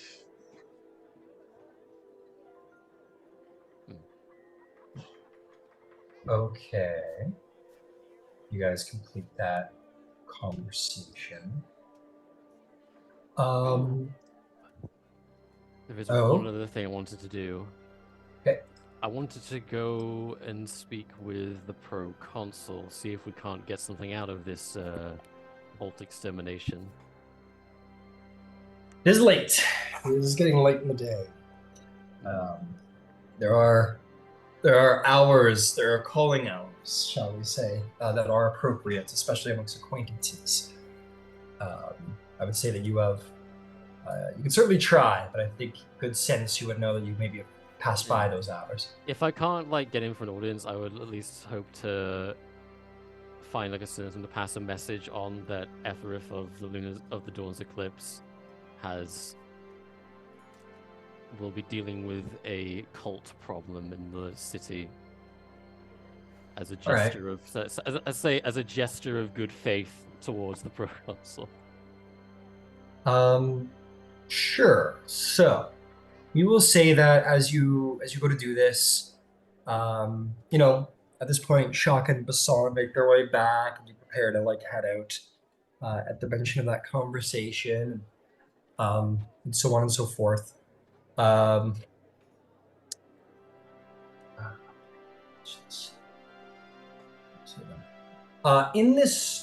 this point, we're gonna come over to. We just lost him. We're going to Zalace for a second here. There he is. So, Chaplain, you're walking away from that conversation, leaving hopefully Zalace with a little cheer. And as our two individuals entering here, and Etherith, you find your way down the stairs as well to begin to make your way out. It's you, Zalace, who feels like there's a bit of a shadow, like a lurching shadow comes over the windows behind you, and you turn around to see these really strange humanoids looking in the window at you. They are, they're wearing cloaks. They have gray skin under that cloak. You see their faces just fine under the cloaks. Gray stony skin, not like Ed. It's not literally stone, just like almost like a deep shale colored skin. They're broad, they are strong looking individuals. There's about 4 of them, and they sort of look down at you, and their eyes have orange irises, and they also have tusks that come out of their mouth and sort of hook up like an orc maybe. And they look through the window and kind of smile at you crookedly. And Chaplain, you hear this smashing sound in the window as you see this one guy throws his fist through the window in your direction, Zalace. And as he does so, if his fist is like this, the window collapses like that, maybe about 2 or 3 times the diameter of his actual fist. Smashes through. Zalace, make me an acrobatics check. Okay. Mm-hmm. 15.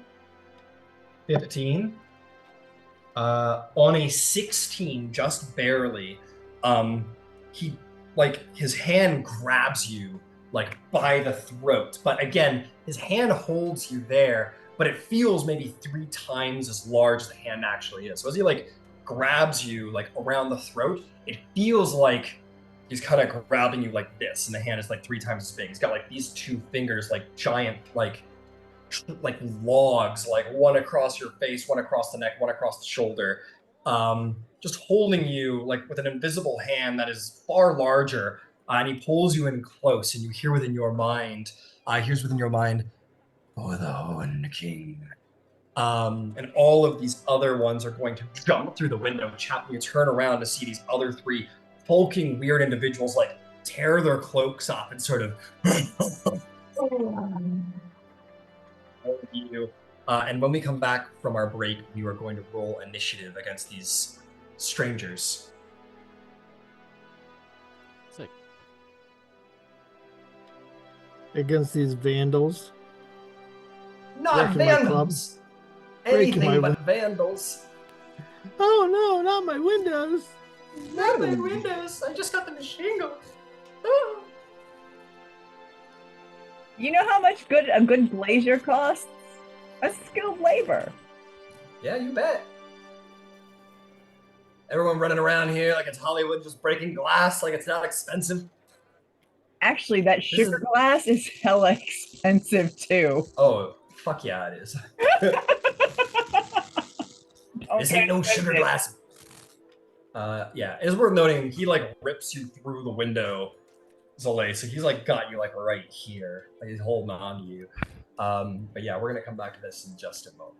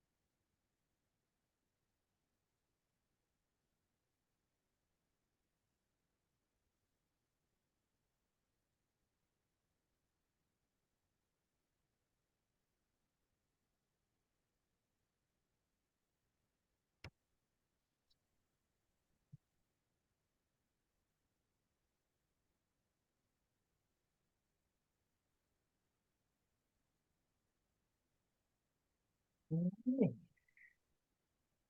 on the rock.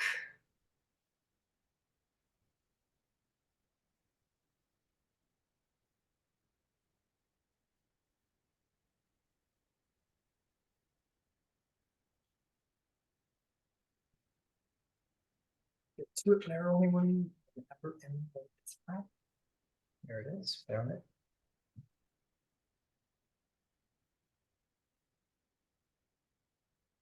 Oh man, that's everybody. Shit. All right. Let's roll some initiative. It's time. In this corner, random ass rock dudes.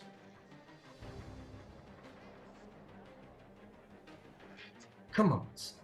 Oh, you already got cool. Fantastic. Okay.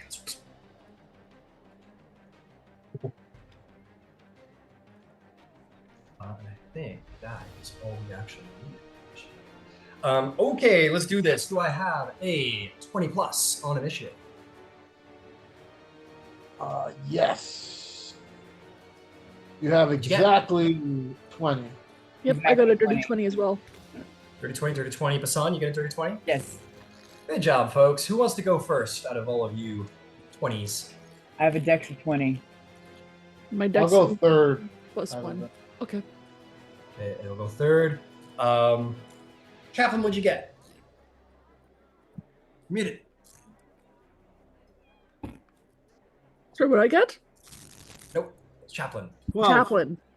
Chaplain 12. What'd you get, Zalace? 10? And what did Ethrith get? 5. All right, then there's our initiative. Bada bing, bada boom. They may have got the surprise round, but they're going to get the round after that. Okay, this guy with his new halfling football is going to take off down the street. So Zalace, in his hand, he's going to like put his hand on the railing and almost ape-like is going to like almost like throw the railing under his body and launch with his legs, and he's going to jump like a sprint, like an amazing long jump. Like this guy should should go up for varsity. He is going to jump 40 feet forward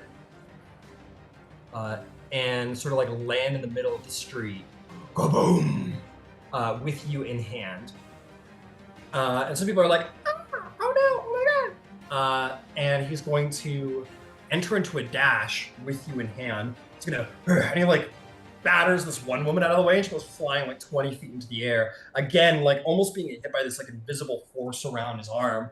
And just kind of like runs and disappears down the street. And that's, yeah, he's just gonna kind of disappear into the crowd with our good friend Zalace. So we're gonna come to your turn in due time, Zalace, but you're kind of just getting ragdolled down the street in this guy's arm. This would not have been hard to have seen for many people. You have windows and would have seen this, like, at the very least, would have been like, man, that guy can jump. And you're like, oh god, he's got Zalace. That would have been probably a lot of people's impressions, save Ed, who is still upstairs. But in this moment, Bisan and Shahka, you guys were having like a quick little, like, oh, hey, how's it going? Yeah, I'm heading out. Are you guys heading in? Little like small talk conversation at the door as you guys were on your way in and out.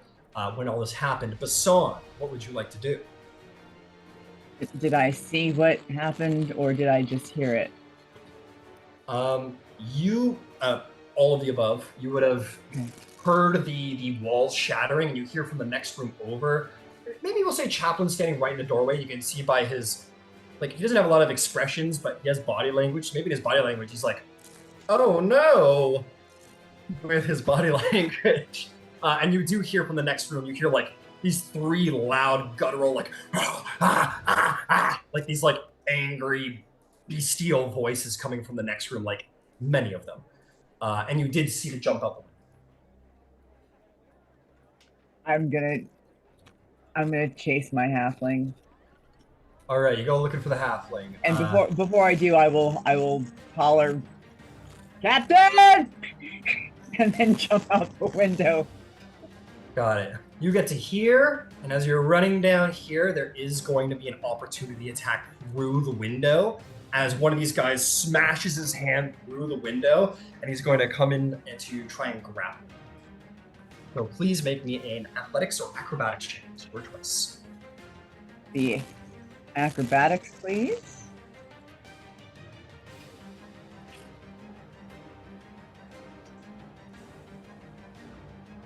$25. Fucking good shit. You just underneath the arm as it like swipes overhead of you, doesn't manage to grab. You want to keep going? Yep. 5, 10, 15, 20. Are you jumping the railing with your last 10 feet? I am. Okie dokie. All right, Quartermaster Bisan, make me a DC 5. Is it really only 5 feet? That's crazy. Oh no, it's 10 feet, my bad. Make me a DC 10 acrobatics or athletics check to make that jump without hurting Acrobatics, yourself. 26. Yeah, you land on your feet. Maybe you pull like a link and you just like roll at the last minute to make sure you don't take any damage whatsoever, no matter how high you jump from. And 5 more feet forward, you kind of are like, there's like the bustling streets of the Rock of Brawn. You're like, you don't know where your thing gone, or you don't know where your halfling's gone. You saw him jump out, but you don't know which way he ran. That's a pretty big open intersection there. I haven't populated it, but it is very popular. Can I make a survival check to see, like, does are apple carts upset in one direction? Do people look jostled around in one direction versus another? It will require an action, but yes, you absolutely can. I'll allow you to make survival or perception. It is your choice. Sort of like catch the trail. I am proficient in both, and it's the same, so we'll go with perception, because it doesn't make a difference. I love your mudslides. Also, I'm going to use my inspiration because I didn't like that roll. Fair enough. That one is better, yes. So a 12 on the dice, 16. 16, you look around, you definitely see this like woman who's almost like Looney Tunes, like into the wall. And you see like some people like in one direction. There's definitely more of like, oh, did you see that? And you can get the sense of where the trail is. You want to action surge follow because you run out of, okay. Action surge, you go making your way down the street, hoping to catch up with whatever entity is taking your halfling. Okay, well done, Bisan. That is going to bring us to Shahka. Shakalaka, what are you doing? Okay, so from where I am, I would have seen the guy sticking his arm out the window, yeah? Yeah, with the door flying open, you're going to see this like huge like arm come out to try and get this on. Okay, I'm gonna go right after Bisan, and I'm gonna try to grab the guy's arm and pull him through the window. Okay, you run up to here and you reach your arm through to try and grab this guy. You see he's actually like got his hand, like his arm through. He's like, and he's pulling his arm back. You like grab him by the hand, and you're surprised to find that as you go to grab his hand, it's like you grab it like here and here. Like his hand's about 3 times. Like there's some kind of like invisible force around his arm or an invisible hand around his actual hand. Go ahead and make me an athletics check to do so. Would you like to rage first? Yes. All right, you'll have an advantage. You grab him, you kind of try and drag him out. Roll the same thing both times. That is a 24. That will certainly do it. You grapple onto him through the window. What's the next stage of your plan? I'm gonna try to like hold his arm in such a way that he's stuck in the window. Okay, he's like held through the window. Yeah, fantastic. Yeah, so that the next person who comes and see, like, he can't attack them really because he's stuck in the window. Yeah, fair enough. I will definitely say as his like arm is stuck through the window, he's a little. Well, you're gonna get flank anyway, so mechanically it all works out in the end.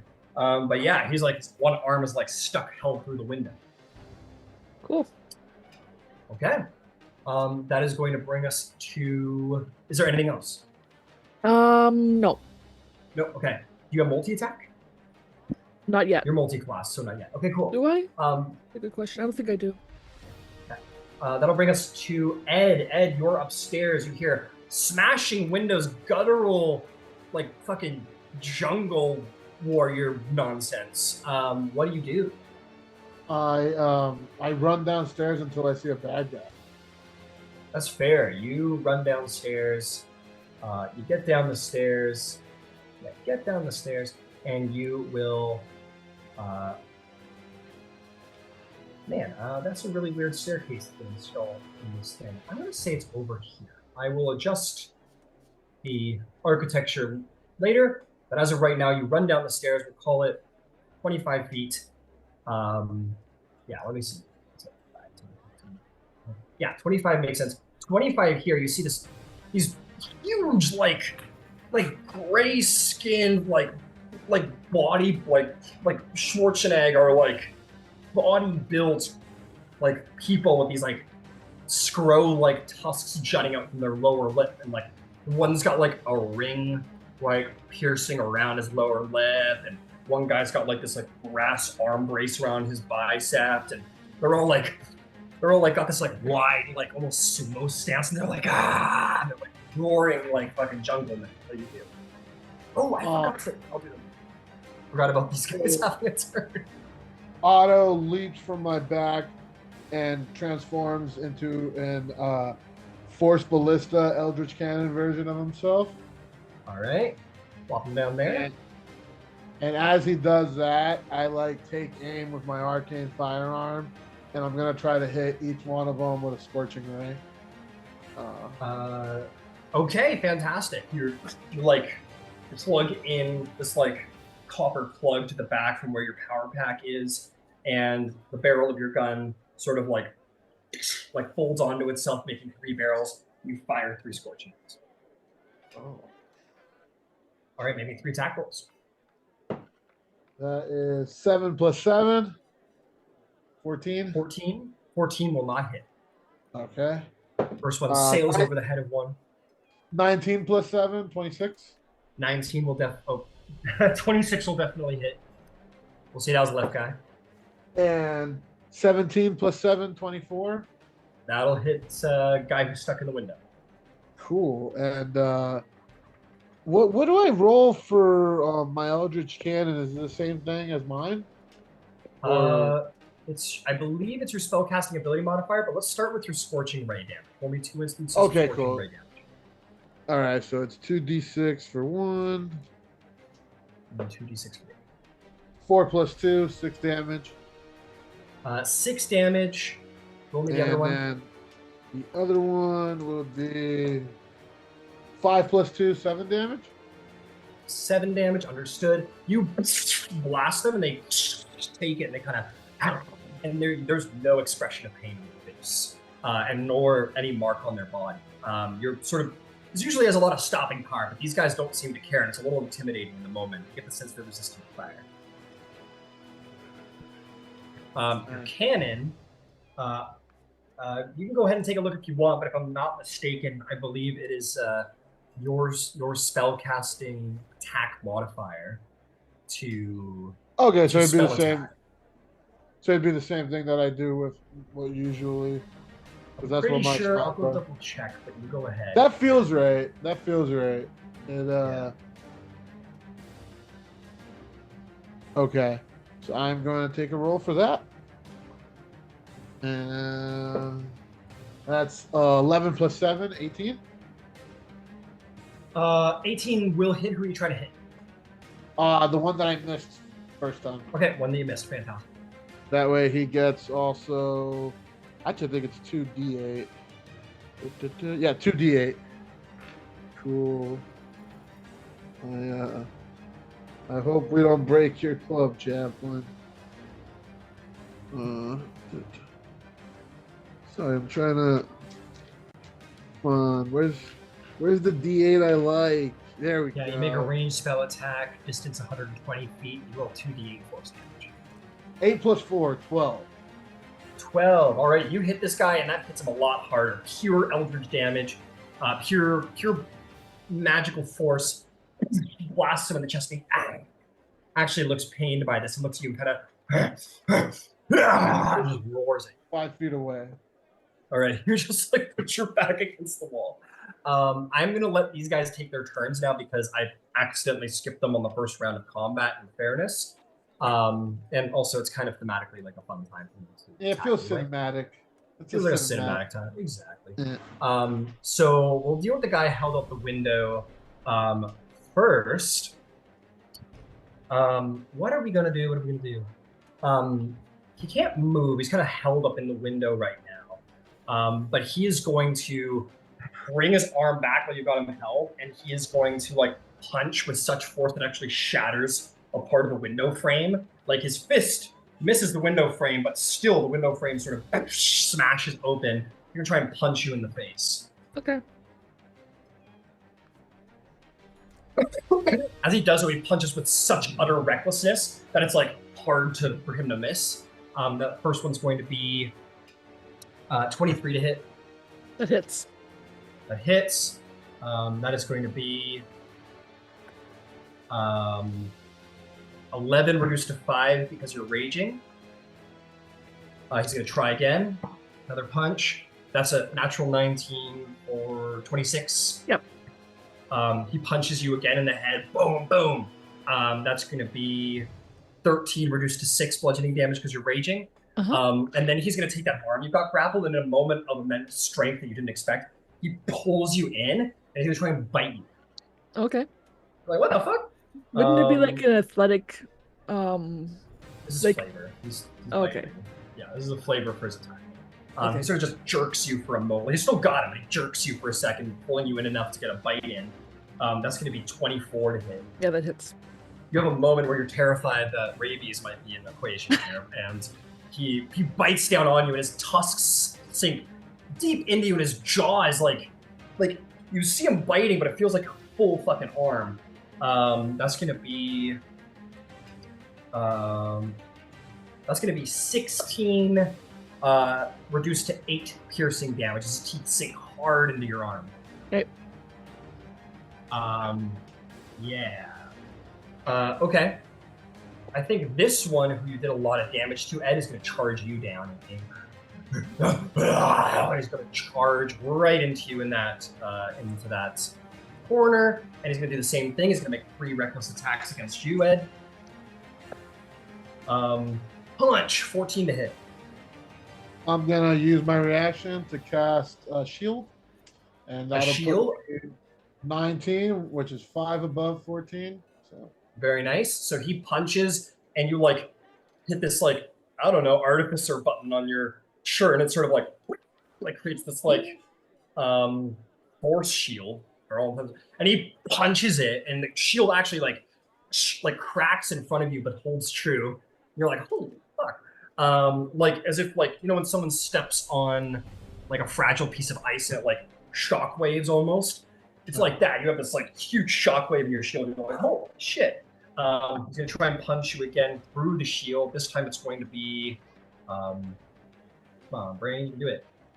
23 to hit. He punches again right through your shield and like into your face. Your head smashes in the back wall. You're gonna take 14 points of bludgeoning damage.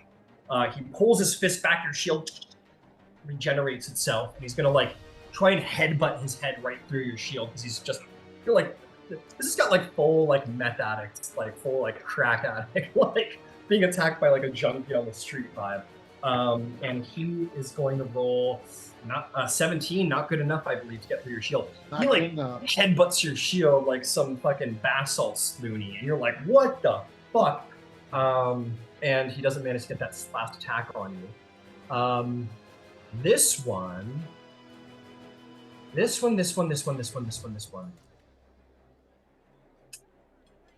Ooh, I know what he's gonna do. You saw that Gith go running. He's gonna go through the window, back the way he came through. 10 feet to there. He's gonna run here. He's gonna do his crazy jump out into the street, like 40 feet ahead. Come in for landing. Kaboom! Right here. He's gonna turn and see you. Bisan, I need a wisdom save, or I need an intelligence saving throw is what I need.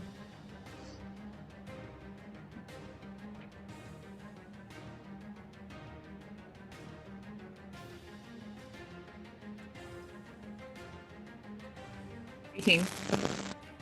18. God damn, rolling good. You see this like, we'll say that you're like in you're just like your mentality like defend your friend, like your supreme focus in this moment. This like intellectual attack like sort of comes upon you, and you see these like almost like these like really vicious like spider monkeys like sort of are like coming through the crowd, but you're just like not really focused on all of that. You're just keenly focused on trying to get to your crew member and kind of by just pure focus sort of like move through whatever was going to happen. And now we will come to Chaplain's turn. Thank you for your patience. Those are my bad guys. Chaplain, you're in the thing going, oh no, with your body language to let people know that it's dangerous. What do you do? Yeah. I'm gonna. Wait, I lost one. Where's the other one? Ran out into the street. Jumped through the window. Okay. So there's 2 in the building, 2 in the street. That works nicely. And the one is still tied up with, I mean, at least as far as I can tell, the one still has its arms stuck out the window with Shahka on the other side of it. Okay. All right. So time to use some new shit. Okay. The I very will first say thing this. These 2 guys, just to help you out, these 2 guys have like attacked with such reckless ferocity that they're like a pretty easy target. So you'll have advantage on any attack rolls against them. Oh. So, you know. Indeed. All right. Let's see.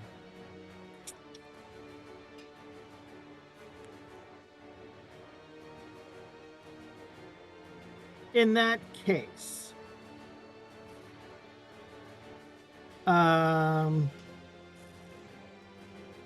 no, I think I'm still going to do what I was going to do. All right. Okay. So I'm going to step into the room, but about the middle of the room. Okay. Look out the window. Yeah. What's 30 feet out the window look like? Can you give me like some different landing spots? All right. This is about 30 feet, so you could easily land on your little balcony there. Yeah. Let's do that. I'm gonna put the duplicity. I'm gonna use my bonus action to invoke duplicity out on the railing. Okay. Absolutely. Your duplicity appears. This is gonna be no fun to keep up with, Ryan, when I start doing it. Okay. And then I am. Let's see. I guess the one right behind me. Okay. I'm going this guy who's attacking it. I'm going to try and do a level 1 charm person. Ooh, okay. He will make a wisdom save. This will be an advantage, however, because you guys are in combat with it. DC 15. Okay. And the charm works. Despite the fact that it's focused in ferocity, it like becomes charmed by you. Your charm takes hold. All right. And then, actually, flip it and reverse it, I guess. But the invoke duplicity, I'm sorry, as a part of that same bonus action. So I guess I would have done that now. I'd have taken the action first. Sorry, I'm still getting used to the timing of this a little bit. All good. Now I'm going to switch places with the duplicity. So the duplicity is inside and I'm outside. This is fun. Yeah. Genuinely. Okay.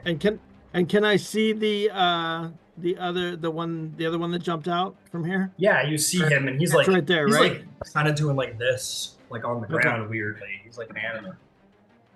All right, and that will be the end of my turn for this turn. Cool turn, Chaplain. Very cool. Okay, Zalace. Is there this guy's like you're barely like able to keep coherent about what's going on around you. This guy's like literally got you like a football in his arm, and he's just like making his way down the street. Is there anything that you would mind to do? I've got a couple of things. I think one thing is he'll be crapping himself, but I think he wants to see where he's taking him. Okay. Okay. Do you want to hold an action for that? You're gonna let this happen, but be ready with something. Yeah, I think I'd hold either what attack? I would hold a Silent Blade attack. Just got it. Okay. Just but in case, I think I want to see where he's taking me. As in, I'm interested to find out who he's running to and where he's taking. Fair enough. So, yeah, absolutely. Okay, we'll come back to you in just a moment, and we're gonna. I think your part in this combat is going to be a bit more narrative than everybody else's. Everyone's got like an initiative thing going on. Yours is definitely going to become a bit more narrative. Could I? Yes. Though also, I don't know, with holding an action, but my psychic whispers. Am I able to put that on him, the guy that's carrying me? Absolutely. If you wanted to do that, you could psychic whispers him. Okay. I'll do that. Okay, you psychic whispers him. Hear what he's trying to think and what in that kind of sense. Got it. It doesn't let you read his mind, but it does let you communicate with him telepathically. So if you wanted to try and play a trick on him with your psychic power, you certainly could. Maybe have him tell you something. But yes, you will establish that link, see where it goes. But this guy's just barreling down the street. You like no shit, like a giant football player. He literally turns around in Winter Soldier when Captain America bounces off the wall and keeps going. It's literally like that. He turns a corner, digs his heel in, bounces off a side wall, and keeps running down another alley. And you're just kind of getting thrown around a little bit. You don't have to wait long for what's gonna happen. After 20 seconds of being just fucking ragdolled down the street,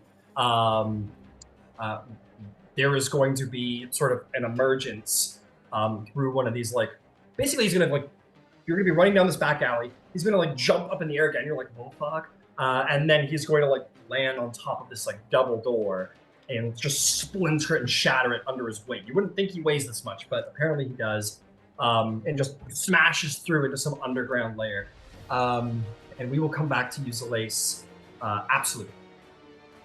All right, Etherith. It is your go. There's a lot going on. What do you do? Move me to the doorway so I can see Chaplain and not that doorway, the other doorway. Understood. That's the one. If you want to go 20 feet, you can go in here, see what's going on. Just enough. Yeah, that'll do actually. Draw me a 40-foot cube. Just to give a quick little descriptor here. I imagine Ed's in the corner, got his shield going, and this guy's he's looking at Chaplain, kind of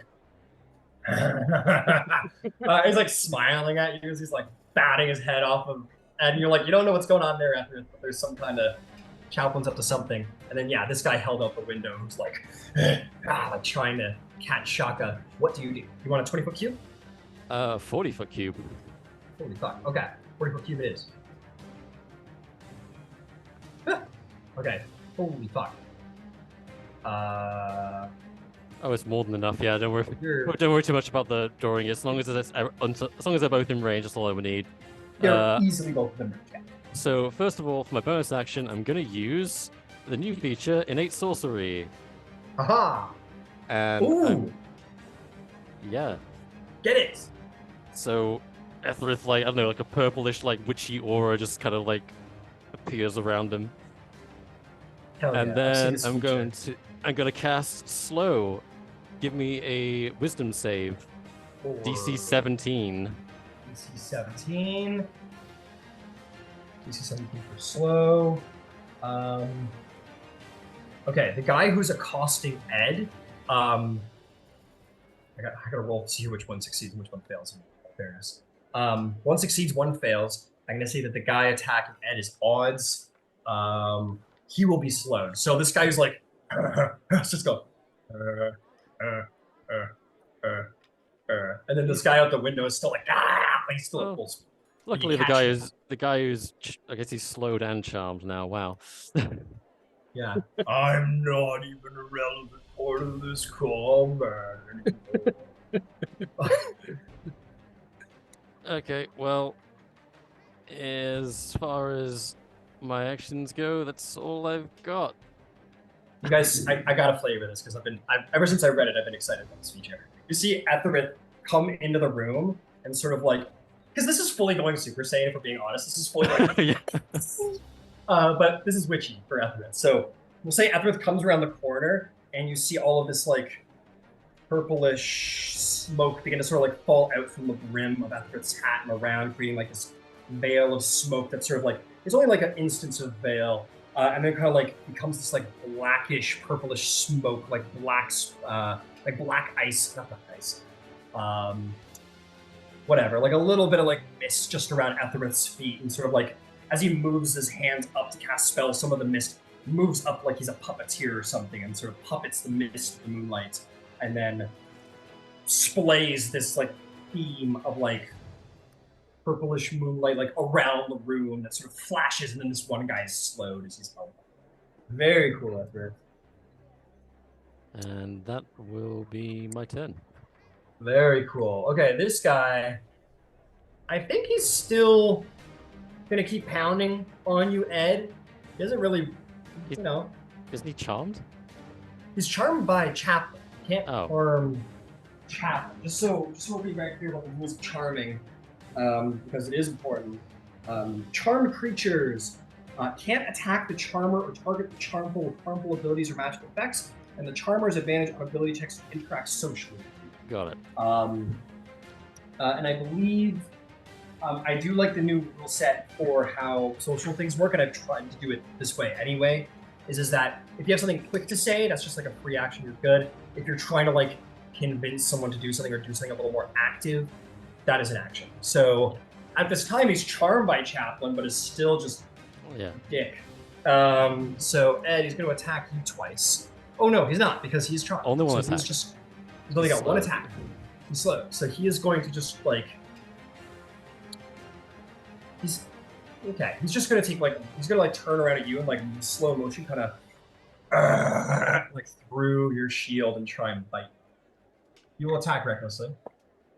That's a natural 20. His face. Silvery barbs. Smack. Silvery barbs. You're raging. You can't cast spells. I can Oh, though. shit, that's Silvery barbs, baby. Thanks for reminding me, Shahka. There we go. Silvery barbs. You're like, I know. And we will re-roll that. Good job, Etherith. Who gets advantage? Etherith? Sorry, this is the first time I've used this, so. Oh, who gets advantage? Shahka, you take it. You think you're up next, so yeah, you get the advantage. Do you see what those are? I re-rolled and got double nat 20s. Oh my god. That's what is that statistically? That's like some like it was like 40,000 to 1 or some shit like that, or I don't know. That's fucking crazy. So you like silvery barbs enough with it, he's like, and he just keeps going. So he is gonna get you there, Ed. The good news is that this is too devastating.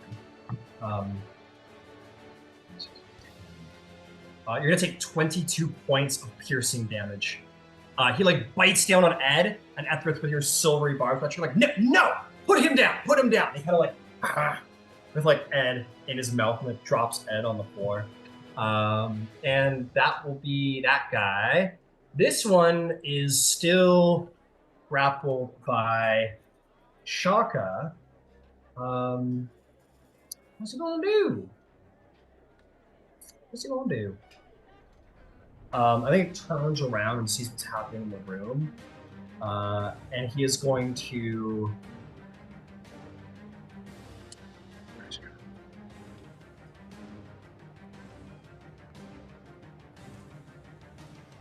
We're gonna do...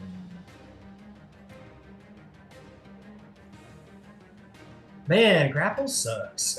When you're grappled, it just destroys your goddamn turn economy. Okay, I know what we're gonna do. He sort of looks at you and kind of like, what's that? Starts like groaning at you, like gutturally. I need you to make an intelligence saving throw, Shahka. Oh. Me? Nope, Shahka. Oh, okay. 15. 15 saves. Come on, let me do my cool thing. You like something's happening to your brain, but you are able to resist it. Nothing of great terror happens to you. And then it's that. That was his action. Bringing us to Bisan in the streets. Okay, Bisan. I'm gonna say you kind of entered into the. Well, actually, no. You have a decision to make. You know the sort of path of turmoil that Zalace has been taken on. But as you turn around, you see one of these guys kind of like, oh, it's his turn. Sorry, my bad. Hang on. Let me deal with his turn real quick. He's gonna charge your ass. He's gonna run right up to you, and he's gonna take 3 big attacks on you. That's what he's gonna do recklessly.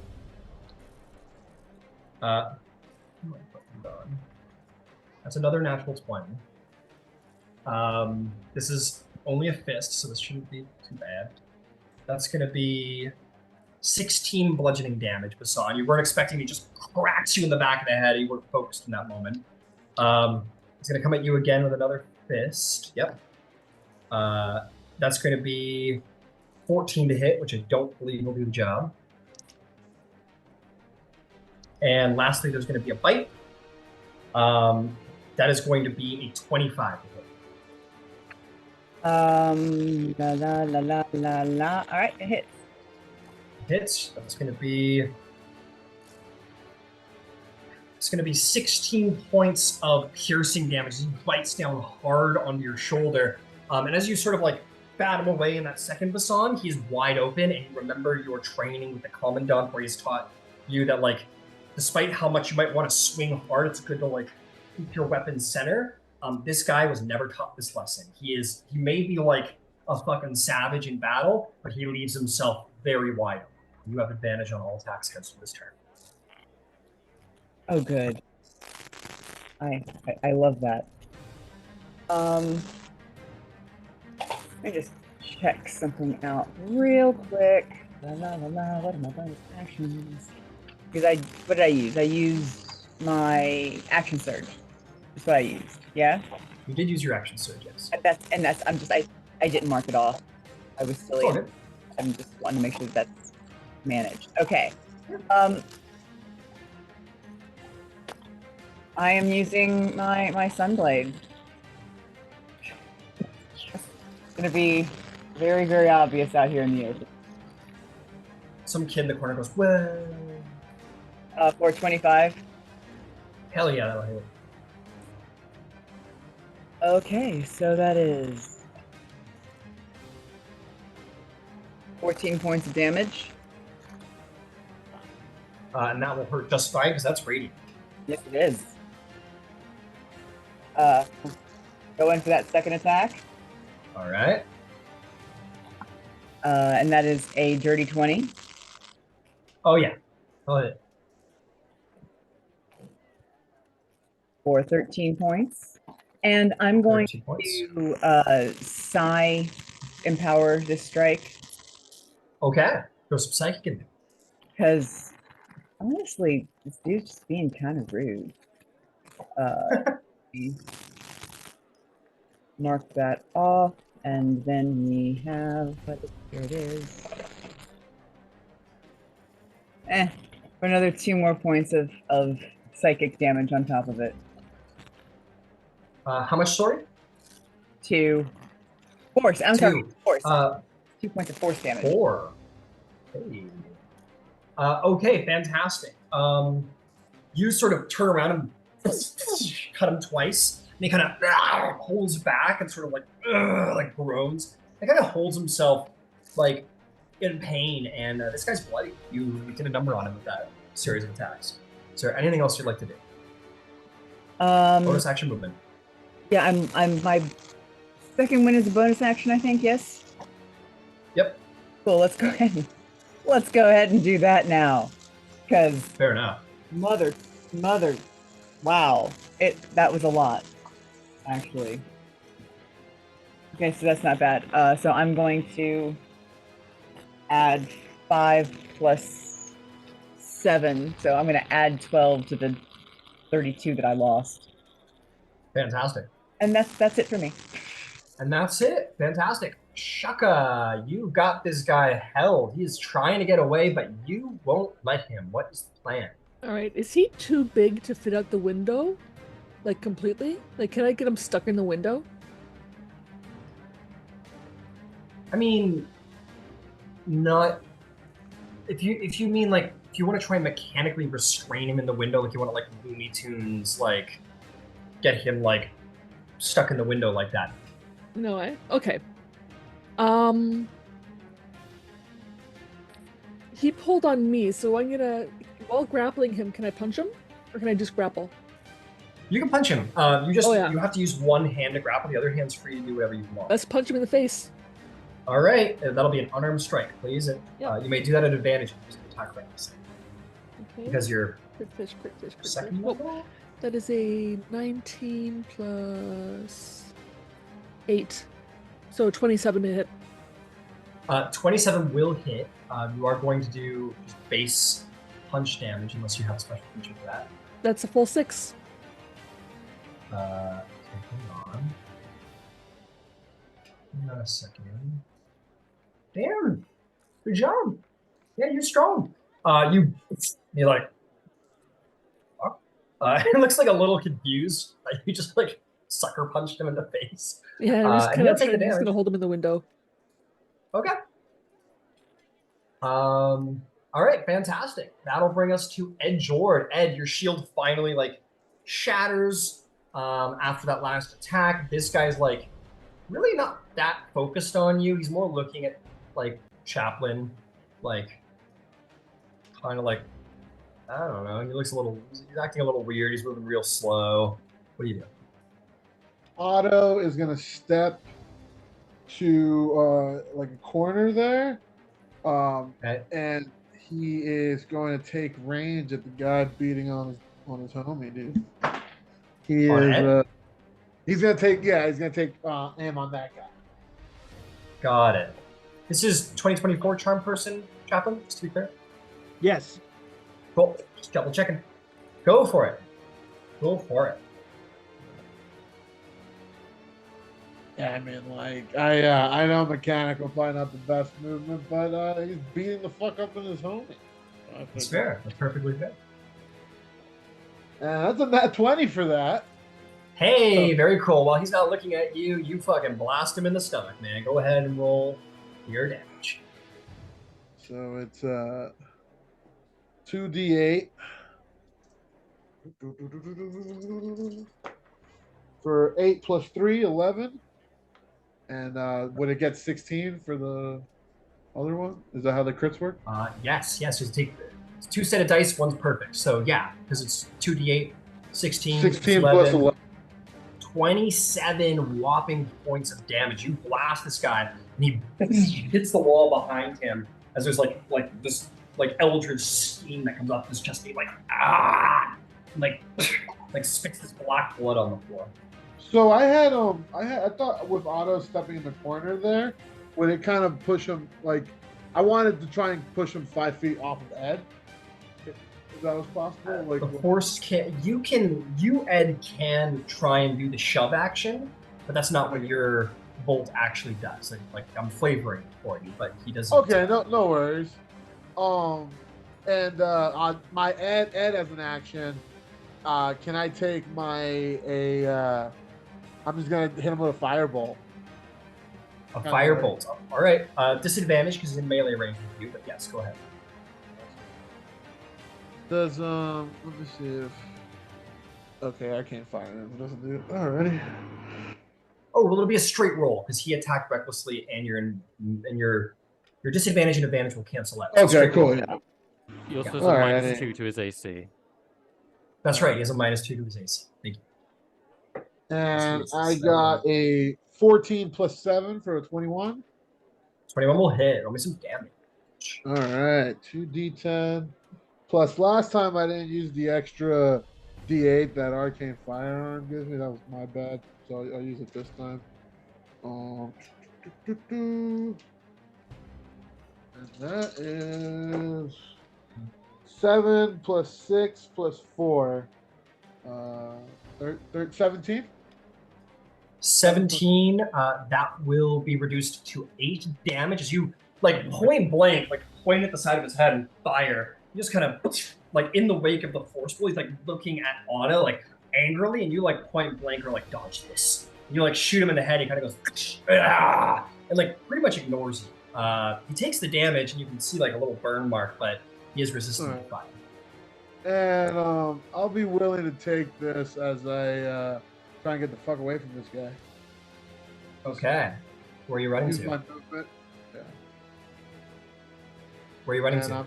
I'm running towards that roof. Okay, you want to just be right here? No, like I'm gonna use it like to the corner, get behind the chaplain thingy. Okay, so in there. So, Do they get reactions while slow death with? I don't think so. No. So he like, you go to run, he's like turn, he's like looking at Otto, and you like run, you see his eyes like following you, and his arm kind of tries to move to get you, and you're long. Cool. And that's my turn. Fantastic. All right, Chaplain, the trickster of tricksters, what do you do? Yeah. In You that see case, Bisan having a fucking duel out there. yeah. And holding her own, frankly. Like, this guy's bloody out there. In that case, I had something ready, but then Ed moved, which is fine. It actually makes things easier. So let's start off with a cure wounds on Ed. So I will just really quickly remind you, Chaplain, it does cost an action to do so, but this very aggressive dude that you charmed, he's friendly to you, and you have advantage on charisma checks against him. If you wanted to use your action to try and persuade him to like be friendly, that's possible. All right. Yeah, why not? Just a reminder. Unfortunately, Chaplin's charisma is not what it should be. Actually, you know what? I'm gonna hang on to that. Okay. I am probably gonna try that later, but I'm gonna heal Ed first. Okay. All right. So let's see, Eddie. What are we gonna do for you?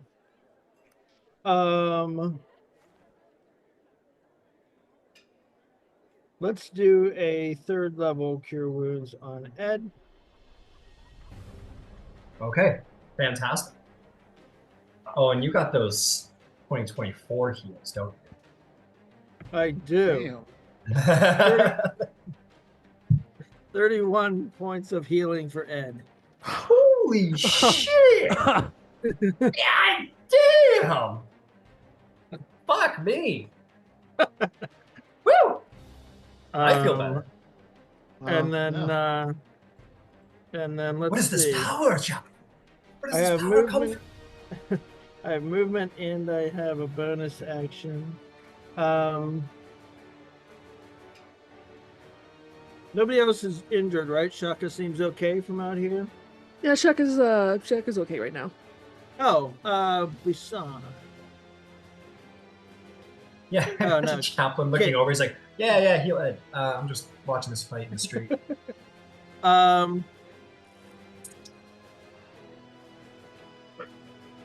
I guess what You see the sun street brawling this other guy with a sword. yeah, unfortunately Pretty awesome. I have to like maintain line of sight with my chaplain. Cheerleading. Go. I guess in that case I will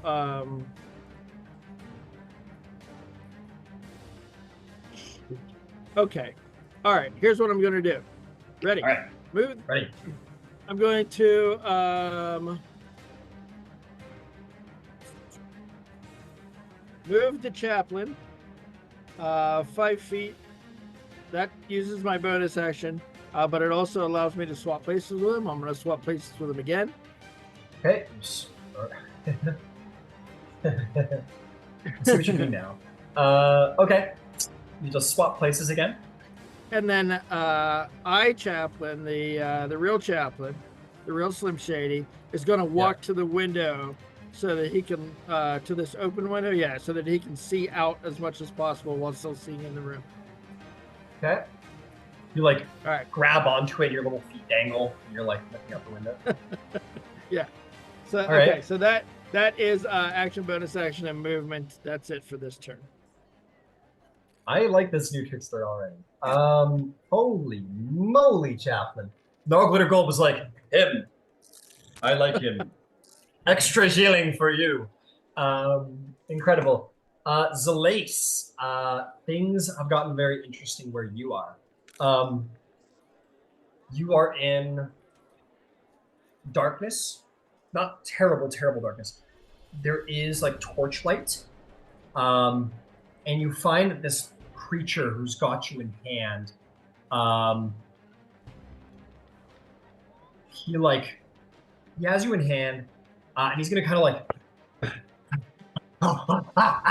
he starts like making this like chimp noise down the hall, and starts speaking in tongues basically,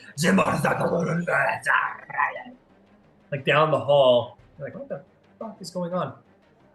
Very quickly, you see coming around the corner, you see this huge minotaur, bigger than this guy, bigger than the minotaur you fought on the Dawn's Eclipse.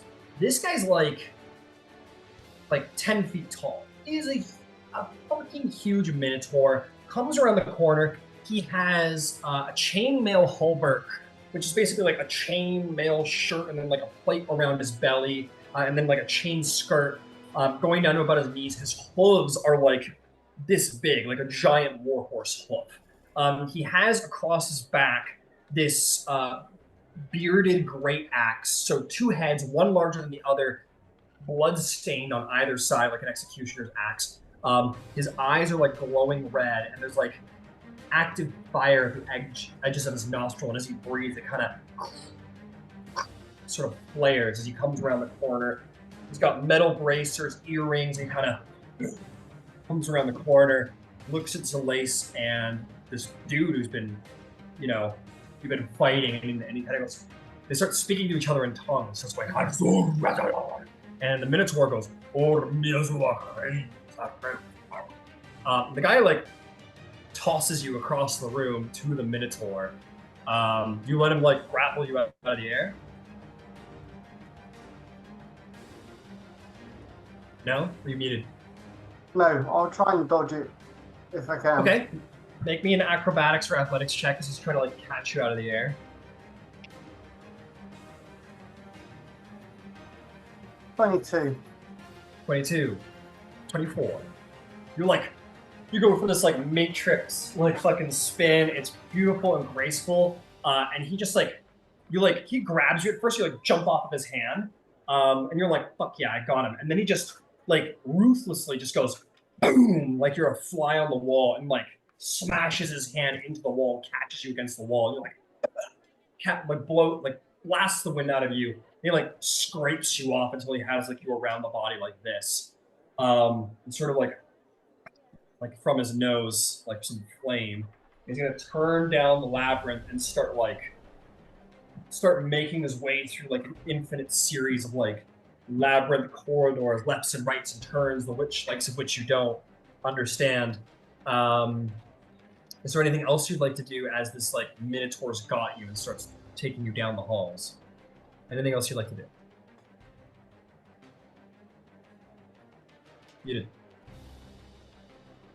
No, I think I've got to follow it through and see where and who he's taking you to. And, Understood. Okay. We're going to come back to you. We're going to come back to you very soon. Ethereth, plans, sorcerer. Plans and schemes. How is the one that was beating up Ed? How's he looking? He's bloody. Okay, he's gonna be very bloody, hopefully, by the time I finish with him. I'm gonna use a cool thing called Quicken Spell. What? Quicken Spell? What does that do? I'm gonna turn my next spell into a bonus action. Holy Which I'm moly. pretty sure is 2 sorcery points. Cool. And I'm going to upcast Ray of Sickness. Oh. And because I'm in a sorcery, it's an advantage. Hell yeah. Go for it. That And is this guy's also at a advantage. 23 to hit, which, yeah. Yeah, you blast him in the chest. He, like, his physical form doesn't change at all, which is not how what Hecate told you would happen. But you do hit him. 23 points of what kind of damage? Poison. You blast him with the poison. He kind of like, and it doesn't seem to affect him at all. Mother. He seems to be immune to poison. Yeah. Okay, well that sucks for me. Plan B. I will cast my cantrip, Sacred Flame. Give me a DC 17 Dex save. That is a hot 7. That will definitely get him. For 7 radiant damage. Yeah, he like you blast him and he kind of like sort of like snarls at you and you're like, and you blast him with flame. He cries out angrily. He's pretty damn hurt. Anything else after that? Let's see. Action, bonus action. As far as movement goes, I jump into the fireplace. I'm just gonna like take a few steps back because he's my main target. Like so, or maybe, actually towards the fireplace, just like literally back towards the fireplace. Yeah. So I can still you see like him. you're like, this will look cool, and you get like silhouetted by the fireplace. And actually, that's the difference between a villain and a supervillain. Move me also slightly to camera right, because I just want to make sure I can see in case Ed gets attacked again. Got it. All right, you move there. Fantastic. All right, that's gonna bring us to Big Mean and Nasty. We wanted to kill you afterwards, but I guess you just some more.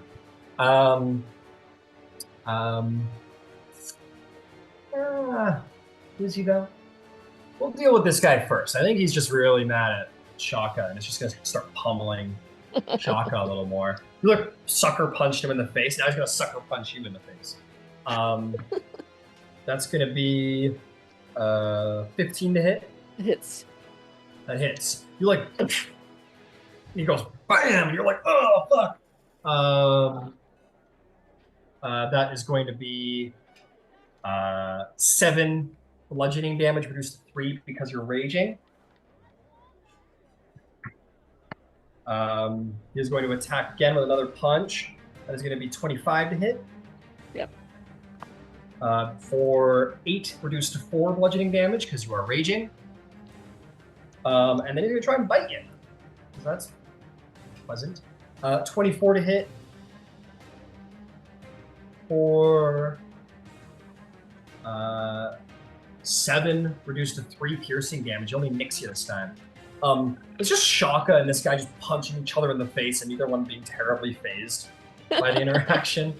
At one point, you guys ever seen 22 Jump Street, the second Jump Street, where Jonah Hill's like fighting that girl? They're like punching each other, and then she's like, and he's like, oh, why are you doing that? Why are you leaning in like you're gonna kiss me? She's like, I'm not gonna kiss you. You were gonna kiss me, and they start like fighting over that. I imagine that's what it's like. 2 barbarians are just punching each other in the face. They just kind of like, are you into this? Are you as into this as I am? No. Oh, okay. Yeah. No, I wasn't either. What the fuck? That's kind of maybe what's going on there. At least for the weird strong guy. He's like sees you take a punch, and he's like, all right. He's got your number. Okay, those are those 2 guys. There's other people to fight. This guy's gonna run over to you, Ed. And he is going to not do that at all, actually. I think he's gotten beaten up enough. He thinks it's time to go. He is going to and he's going to disappear. He's gonna turn invisible. Anything about spells? Can I counterspell that? You can certainly try. Make me. He needs to make a con save for 24 counterspell, right? Yes, he needs to make a con save. DC 17. It's cocked. That is going to be a 21 con save. That's your counterspell goes over to him. It does indeed mingle with a spell. And then he just kind of and like breaks the power of the counterspell and he disappears, goes invisible. And then he's going to be invisible. And you're going to hear him, like, he's a big guy. You hear him, like, steps kind of like thunder 20 feet in this direction. And Chaplain, you're like, turn around, there's nothing there. You hear him going, like, right over top of you going,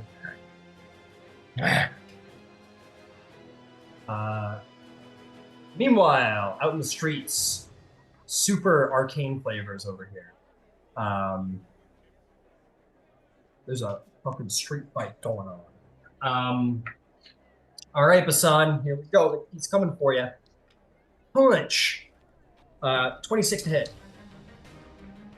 That's going to be 14 bludgeoning damage. Punches you in the face pretty dang hard. The next one is 16 to hit. Does not hit. Does not hit. You get around this particular attack, it right under it, and it goes in for the bite. That is going to be 21. Is that 21? Yeah, it's 21 to hit. I am going to parry that. How are you parrying it? Is this a defensive duelist? Is this, how are you parrying it? Duelist adds +3 to my ace, which gives me 22. Very, very cool feature. In this moment, it's interesting because you have a Sunblade. We'll say that he has like a bracer. We'll say that he has like this like decorative bracer. As he comes in, well, he went to bite you. So I don't know how you parry a bite, but you do. Have a roll. Why do you tell me? Or you just duck and roll. Yeah, he goes over and you like, he's a big guy and you're like alive and like kind of small, sort of like a Hulk versus Wolverine. So you kind of like just, as he comes in like this, you just like duck and advance on him and his head overshoots right over top of you. You kind of like duck and roll under his feet and then come back to stand up. Very cool. What do you do, Bisan?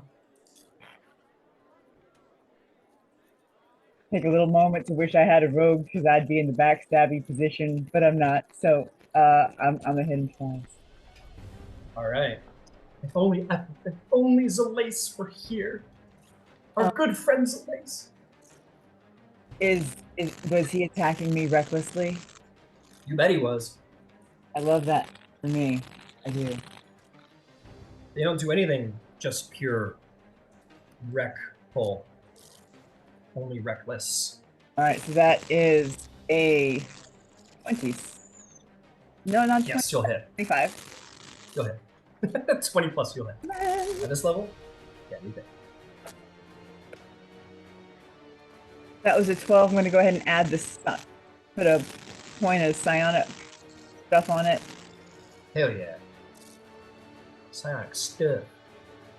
I'd have to find the thing. It's like 1d10 plus 7. You know, I'm going to roll it. That was a 10, so 17. 17 total damage in psychic and radiant. You slash him. Oh, he's pretty bloody. Oh, yeah, I can do it twice. That was just the once, wasn't it? Huh. Wait a second. I'm good at this. Ah, goes for a second. Oh, that's right. Okay, yes, so that isn't. Oh, wow. Glad to be rolling these at advantages. That was a 1. That is an 18 plus the. Yeah, that should. Yeah, it's like a 26. 18 plus whatever you're getting. And that is going to be on. Where's your thing? There it is. For 10 points. All radiant. 10 points. You blast him again. He's like, and he's on his last leg. You see him stumbling. All this black blood comes off of it. Sort of steams as it hits the ground. Very weirdly. I'll remind you. Hey man, maybe you want a dual wheel? Get a little dual wheel chop in there. Do you have that? Can you do any of that thing? Oh yeah. I can. Yeah, my. Can I? Are you a dual wielder?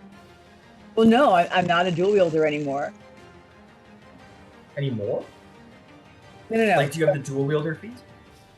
No, it doesn't. No, okay. I can't. It doesn't work with. It doesn't work with finesse weapons. It works with simple weapons, which means I would have to get rid of my sun sword, and I don't want to do that. Yeah, if you have the dual wielder feat, it allows you to use anything without the heavier two-handed problem. So Yeah. but you don't have that yet. So yeah, you're a little locked in right now, but that's okay. Do you have a bonus action? No, I actually don't think I've got anything that you know what? I'm going to go ahead and second wind again. Okay, very cool. Because he's hit me for a lot, and I don't have a healer on top of me. Damn these healing abilities. Sorry. No, I'm totally joking. Absolutely couldn't heal. You know what? It really hurts my feelings when you guys don't die and I attack you guys. You really, it's not cool. It's not cool. Yeah, I noticed that last night.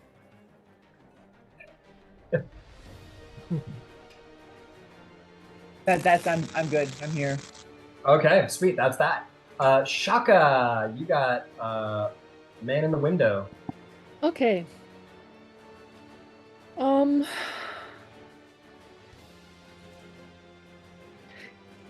Just for flavor, is it possible to pull him out the window and throw him over the side of the balcony? Yeah, you can like move back. It's half movement to drag somebody while they're grappled, so you can do that.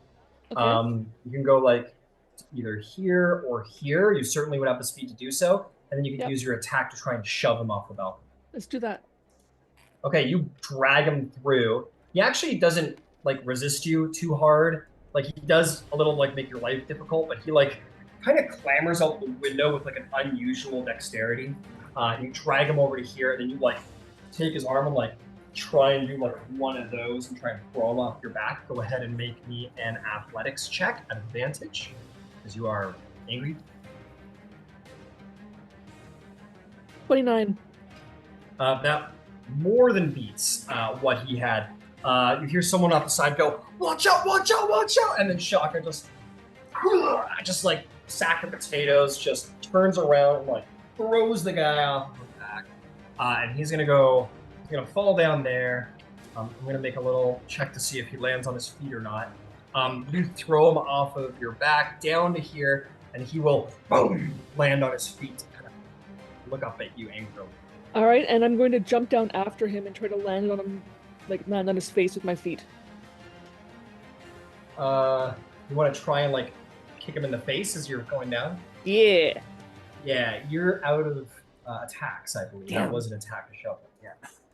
Okay, then bonus action though. I'll just bonus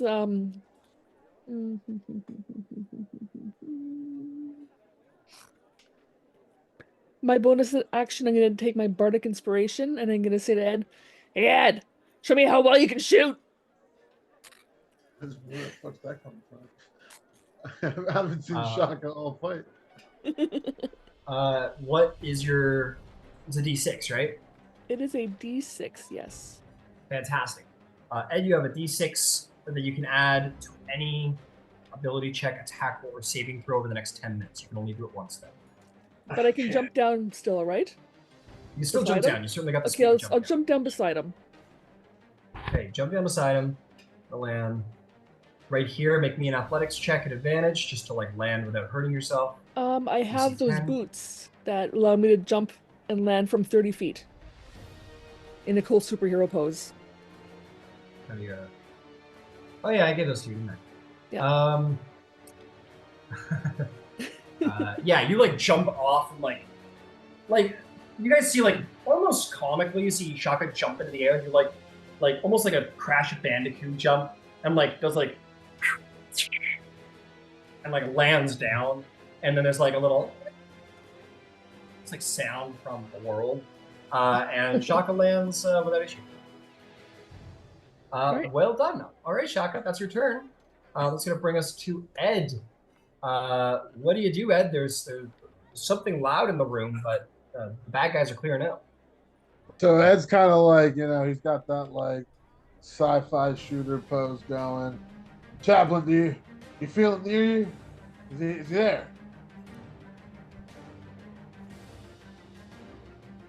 Yeah. Yeah. Oh, fuck it. And both Ed and Otto are about to attack a general space near Chaplin. All right, I'm you're sure just kind of shooting the general it's- space. Yeah, like right there, like right in front of Chaplin, right in front of me. Kind of do one of those. What was it called in math? Intersection. Like you're Yeah, gonna, like, there you go. intersect. Yeah. When it Intersection. triangulates. You gotta Triangulate, there we triangulate. go. Yeah. Okay, so you guys just basically open fire, maybe like a foot above Chaplin's head. Go ahead and make some attacks at disadvantage. Okay. Chaplin. I'm really. I mean, like, ah! Yeah. See what the lowest is. The lowest is a 6. I'll toss the Bardic to it. Okay. 5. So 6 plus 5, 11 plus 7, 18. 6 plus 5. Yeah, because I got 5 from the Bardic Inspiration. Okay, so that's 11, right? Where the Yeah, how you 11. at 18? Plus 7 for my. Okay. Sorry, gotcha. Yeah, that'll hit. Cool. And that was for Otto. I haven't rolled Okay. for. But I roll Otto's damage first. Otto hits 8 plus 3, 11. 11 force damage. Oh, plus 4 because I haven't been adding that, but he gets it at force ballista. He gets a plus 4 added to damage. Okay. The plus 4 to damage. Basically, all this stomping happens, and Ed, you're like, whatever you said to Chaplin, you're like, ah. Chaplin's like, yeah. And then you guys like open fire on the corner. Well, you're like talking, you're like, okay, fuck it. And then Otto just blasts this shot, and then appearing from invisibility, this guy just like is like, you look up Chaplin, this guy's like, just like appears and he looks down and he goes, oh. He looks down at his chest. There's a fucking laser hole right through his chest, and he's like, oh.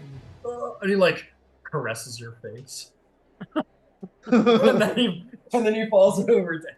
He was charmed by you. He thought you were really great.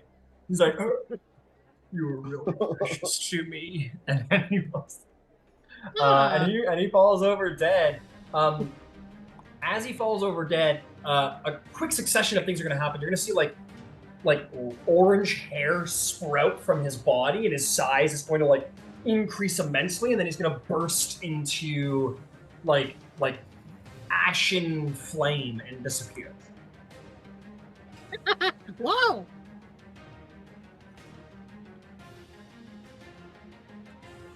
All right, is there an action or movement from Ed?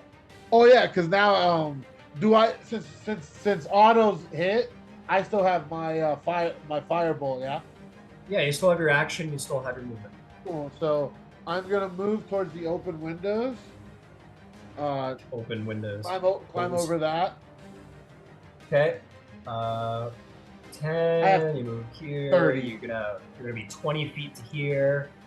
You wanna keep going, 30 feet to here? Yeah. Okay, 30 feet to here, you see this guy facing down Shahka in the street. You see Bisan, who's got this guy on the ropes. What are you doing? I'm gonna aim for the guy that Bisan has on the ropes. Yeah, you're gonna try and kill Steel from Bisan. Well, I mean, he could also snatch her head next to him. Yeah, all right. Go for it, Captain. That's 11 plus 7. That will hit. 6. And 2d10 plus 8.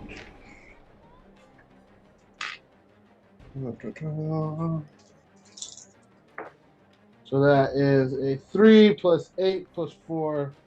So 7 plus 8, 15. 15, 14, 7 damage. It's resistant to fire damage. So it's like, so Bisan, it's like, and you're like prepare to like do this cool finisher, and then his head just gets blown off and falls over in front of you. And that is It also similarly like its skin seems to almost go like blue, and its hair seems to like it gets to spread like a mane of like red fur and then explodes into just like black ash that disintegrates and vanishes.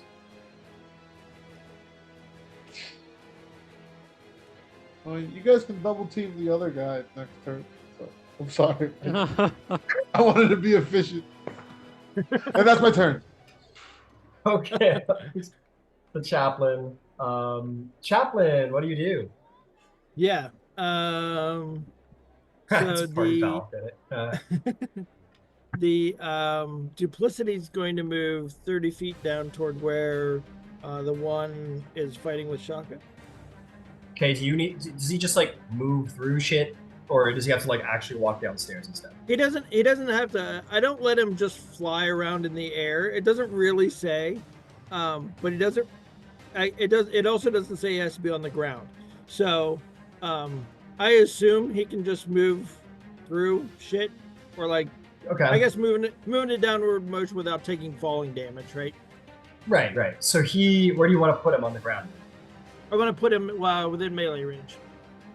Okay, so Shahka, you like face down this guy, and then you both like look up and see like Chaplin with like a go-go gadget, like umbrella over his head, just sort of like float down, and like land right next to you to help him. All right, I'm not gonna switch places this time, but can I see the guy from where real Chaplin is?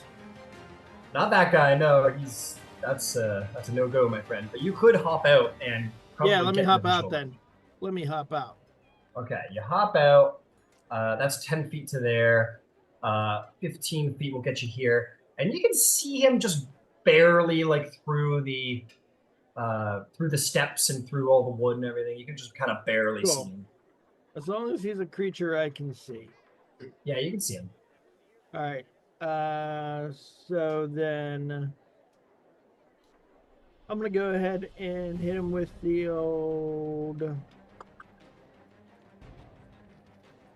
inflict wounds via the duplicity. All right, inflict wounds it is. Go ahead and make an attack roll. I believe an advantage is the attack recklessly last time. Nice. I'm gonna go big with the old level 4. Holy shit. Cleric's just got banned.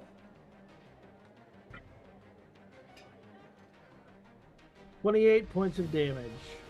I believe you have to roll an attack roll first. Oh, you're right. I'm sure I do.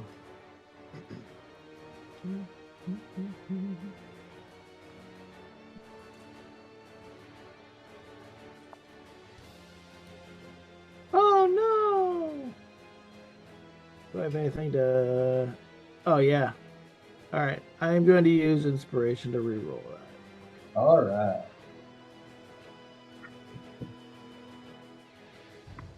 Haha! It was worse, I missed. Yeah, you're like...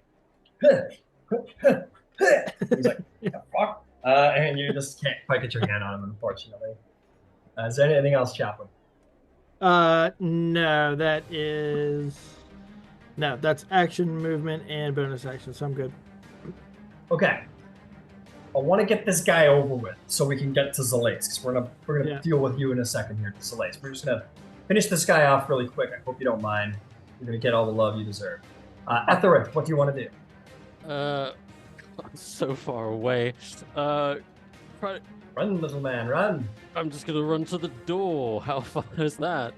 I got you in the doorway. You don't see the bad guy, but you run in the doorway.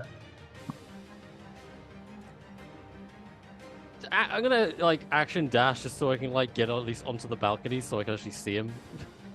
Got it. You get to here. You want to go down the stairs? That's 10 feet. Get me to like to the left of Chaplain, like up on the balcony.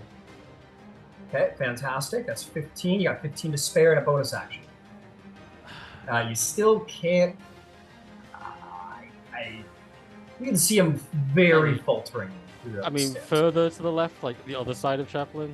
Yeah, at the end of your movement, you can get to here. It's still very falteringly, but yeah, you can see. Oh god. Is it worth using my sorcery points on this? Yes, I would say it probably is. I'll use Quicken Spell and cast Toll the dead. Toll the dead.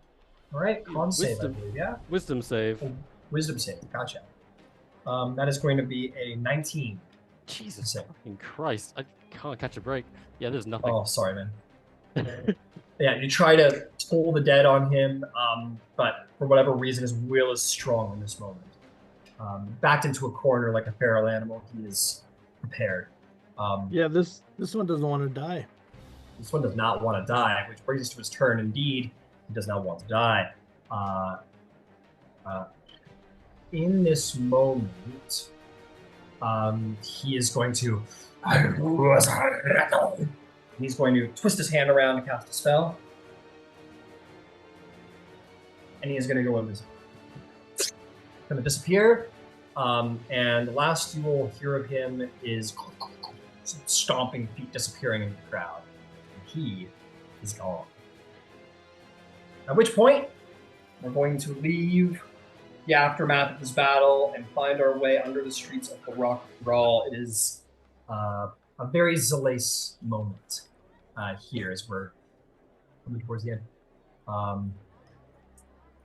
Okay.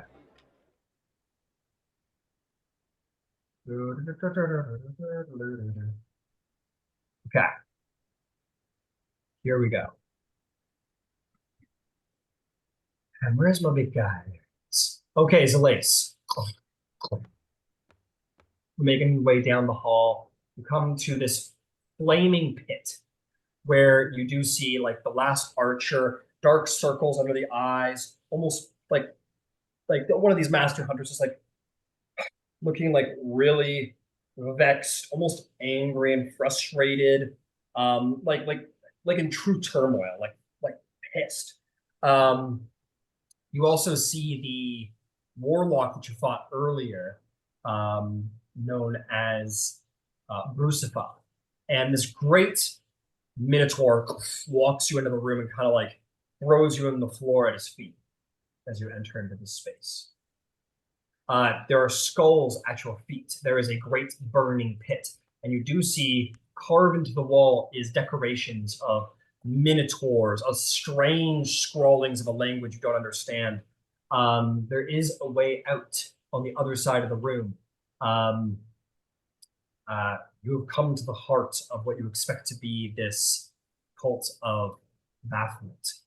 And the warlock turns and looks at you and sort of snarls and goes, "Do you know how much you've cost me this day with your incessant need, your survival instincts?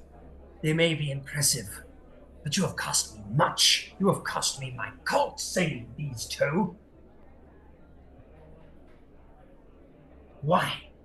Why turn your back on the Horned King? He has provided so much for so little." Does this not just prove that whatever gifts he's given you to make you better hunters, it's not worked, really, is it? I mean, all this trouble just for little old me because I said no.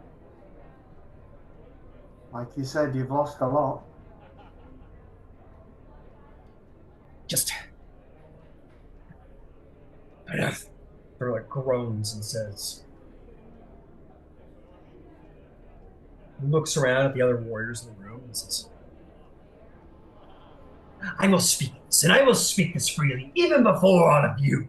For I intend to become the most superior hunter in this room, the leader of this cult I've been. But I will say this. It is clear to me, at the very least, you can keep a superior pack. Why? Why spit on the Gibson? You could be the leader of this whole cult on this material plane. You could be a hunter unreproached. You could be more than this squalled halfling. Are you even given the respect of your fellow hunters?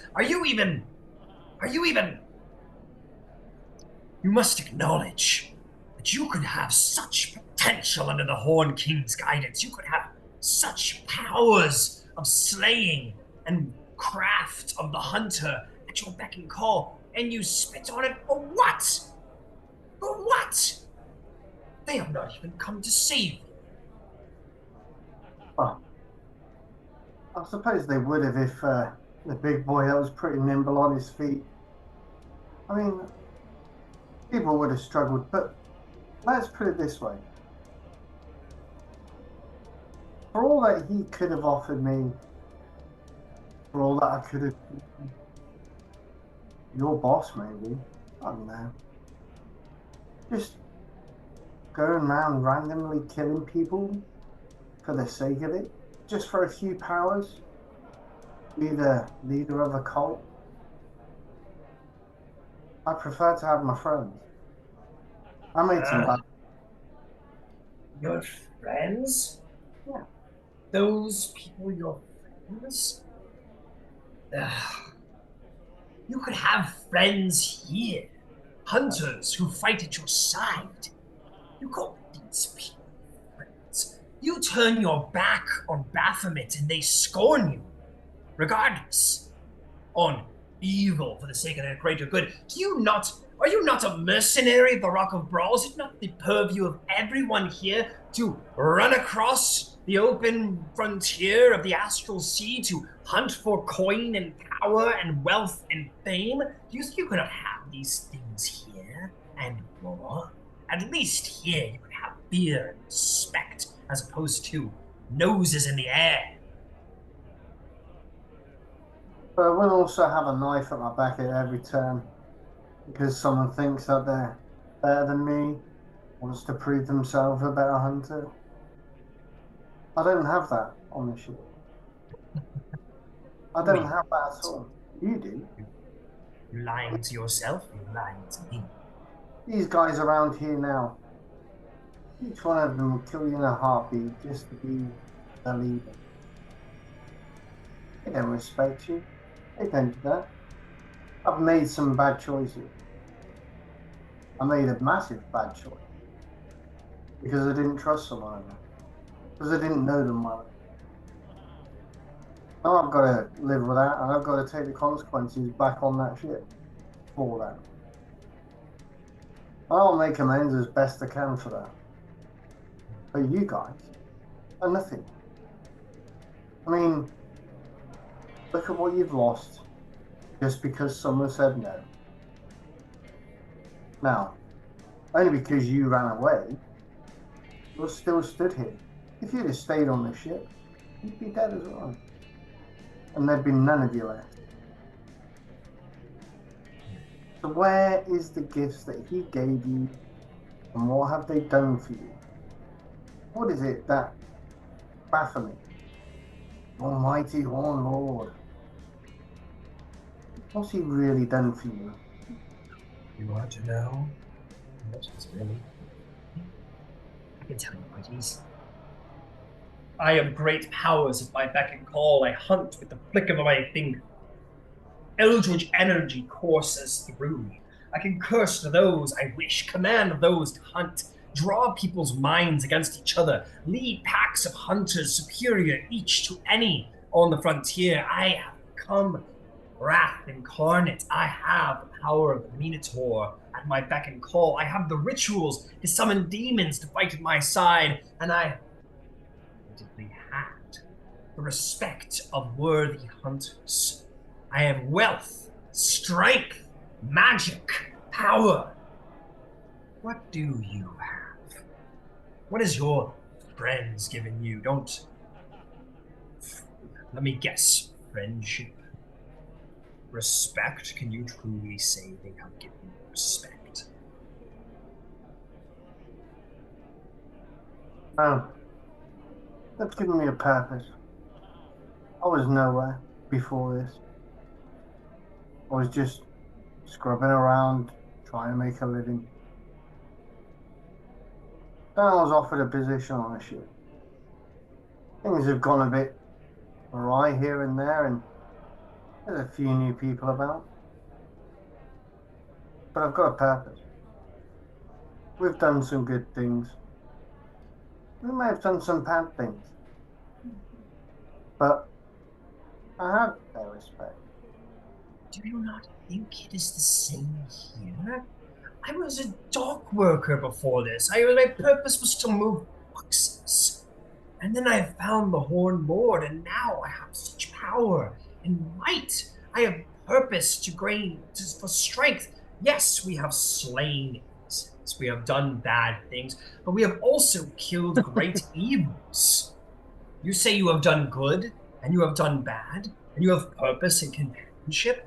Do you not think we have this here? Do you turn a blind eye simply for the moronic purpose of saying that you're a good person? Oh, I'm far from a good person. Don't get me wrong. My head was turned a little bit. It did feel good, but that's not what I want. It's not how I want to be. I've been at the end of severe beating from people that are bullies, are killers, just like yourselves. And I don't want to be that person. I don't want to be the guy stuck in a little maze, just in a dark pit, waiting to be told what to go and do next, not knowing whether I'm going to get stabbed in the back one way or another. You don't have the respect of these guys. Either one of them, or either three of them that you've got left will turn on you in an instant. Give them the chance. You know that. So if your powers are all that mighty, use them. Do what you gotta do. I will not turn again. I've made my choice. I told him to go. I don't want to use it. So, do what you need to do. There is so little you understand. It is not feeling. What a waste. It could have been great. You could have been, admittedly, the best of us. You could have resided with us. You could have taught us your ways. You would have. Such a shame. Before you even truly understood what it is you had joined, you had turned your back on it. Evil doesn't exist. Good doesn't exist. There is only. But I waste my words. I see this now.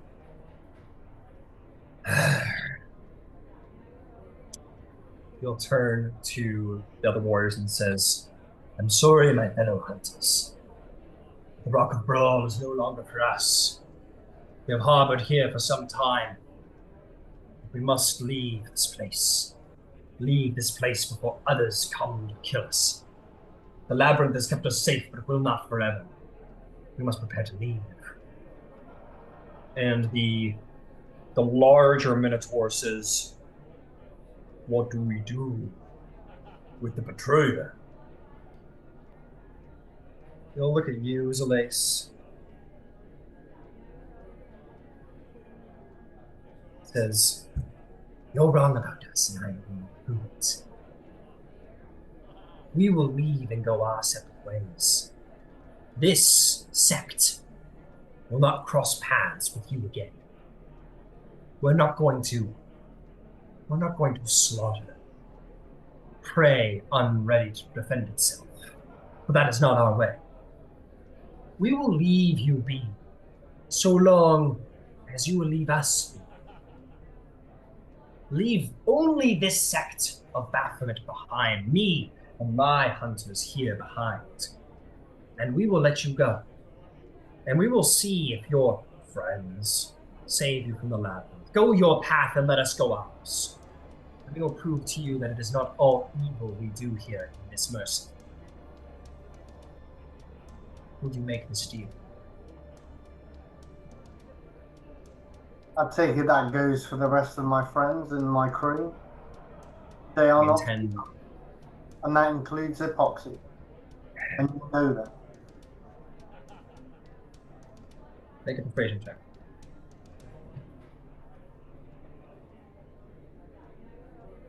Come on. 12. Well, she'll say, we will not hunt Epoxy. The previous warrior who has an open mind and a clearer potential than yours. But we will present her the opportunity to continue this path that she chose of her own volition. She who impressed us and came to us. We will not hunt and slay her mercilessly, but we will not drive her from our path. This we will promise to you. Each has the freedom to make their own choice before the Horned King. And I believe that to be fair. If she pursues us, she may walk the path, but we will not hunt her. Okay. You want to leave, leave. I'm not going to hunt you.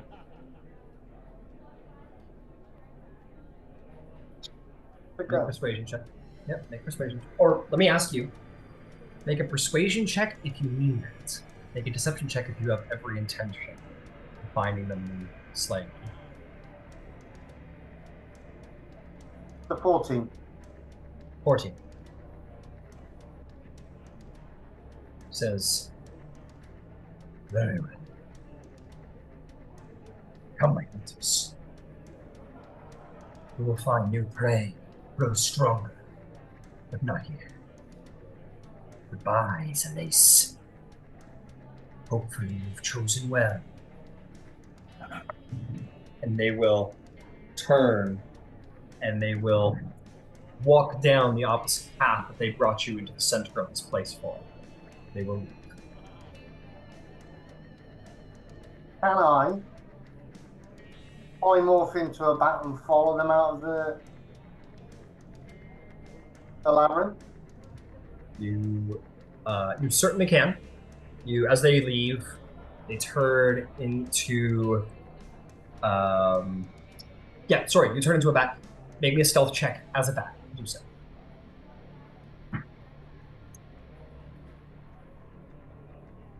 I just find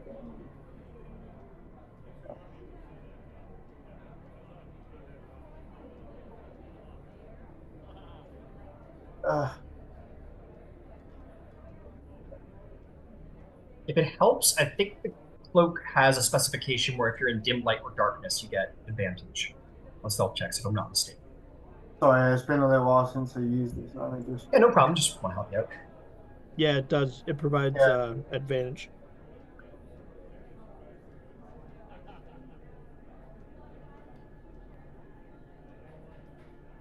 What'd you get?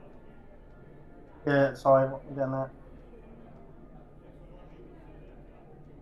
That's 13. 13. Oh, yeah. Let's see if that will do the job.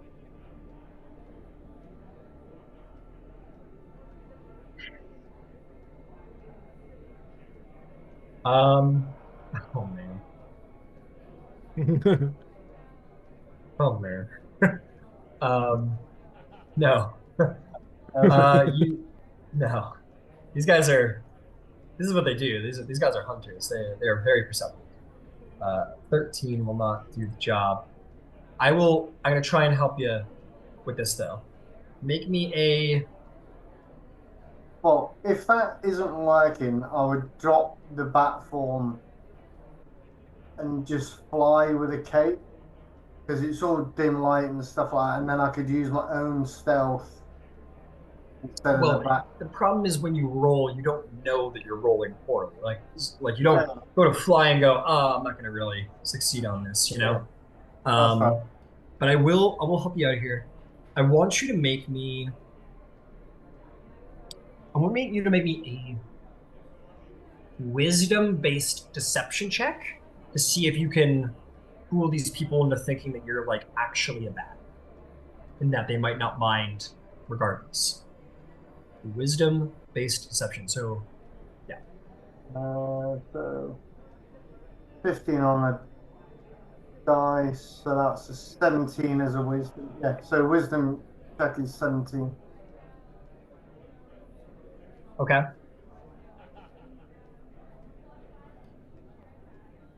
Sorry, or do I add my deception modifier onto that? Because if that's the case, it's a 19.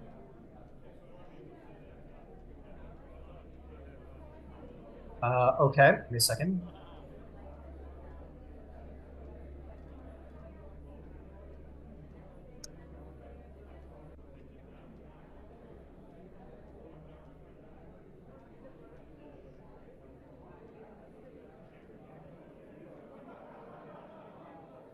Okay.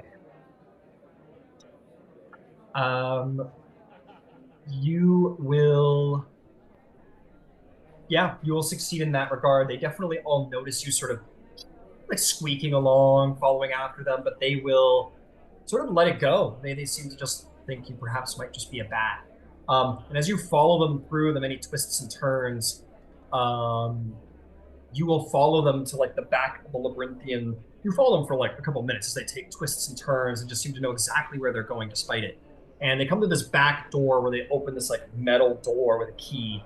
And you see sort of like almost like in this hidden, maybe like small hole like crater in the side of the Rock of Brawl, there is a ship that is berthed there. Um, Oh, what kind of ship would these assholes fly? Let's find out. We're gonna say it's a scorpion ship, one that Skro have been known to use often enough. It looks a little patchwork together like an old ship, and they all sort of climb aboard it. And sure enough, it begins to lift up and begin to fly away into the asteroid. The cult of Baphomet has left the Rock of Brawl. We've granted them mercy. You have followed them. You know what ship they fly, and you see the direction that they fly in as they sort of ever so slightly turn their course towards sorry, towards one of the inner systems closer to the sun. They start flying in the direction near towards the sun, making their way to some of the more inner planets. They leave, and that is where we'll end their session.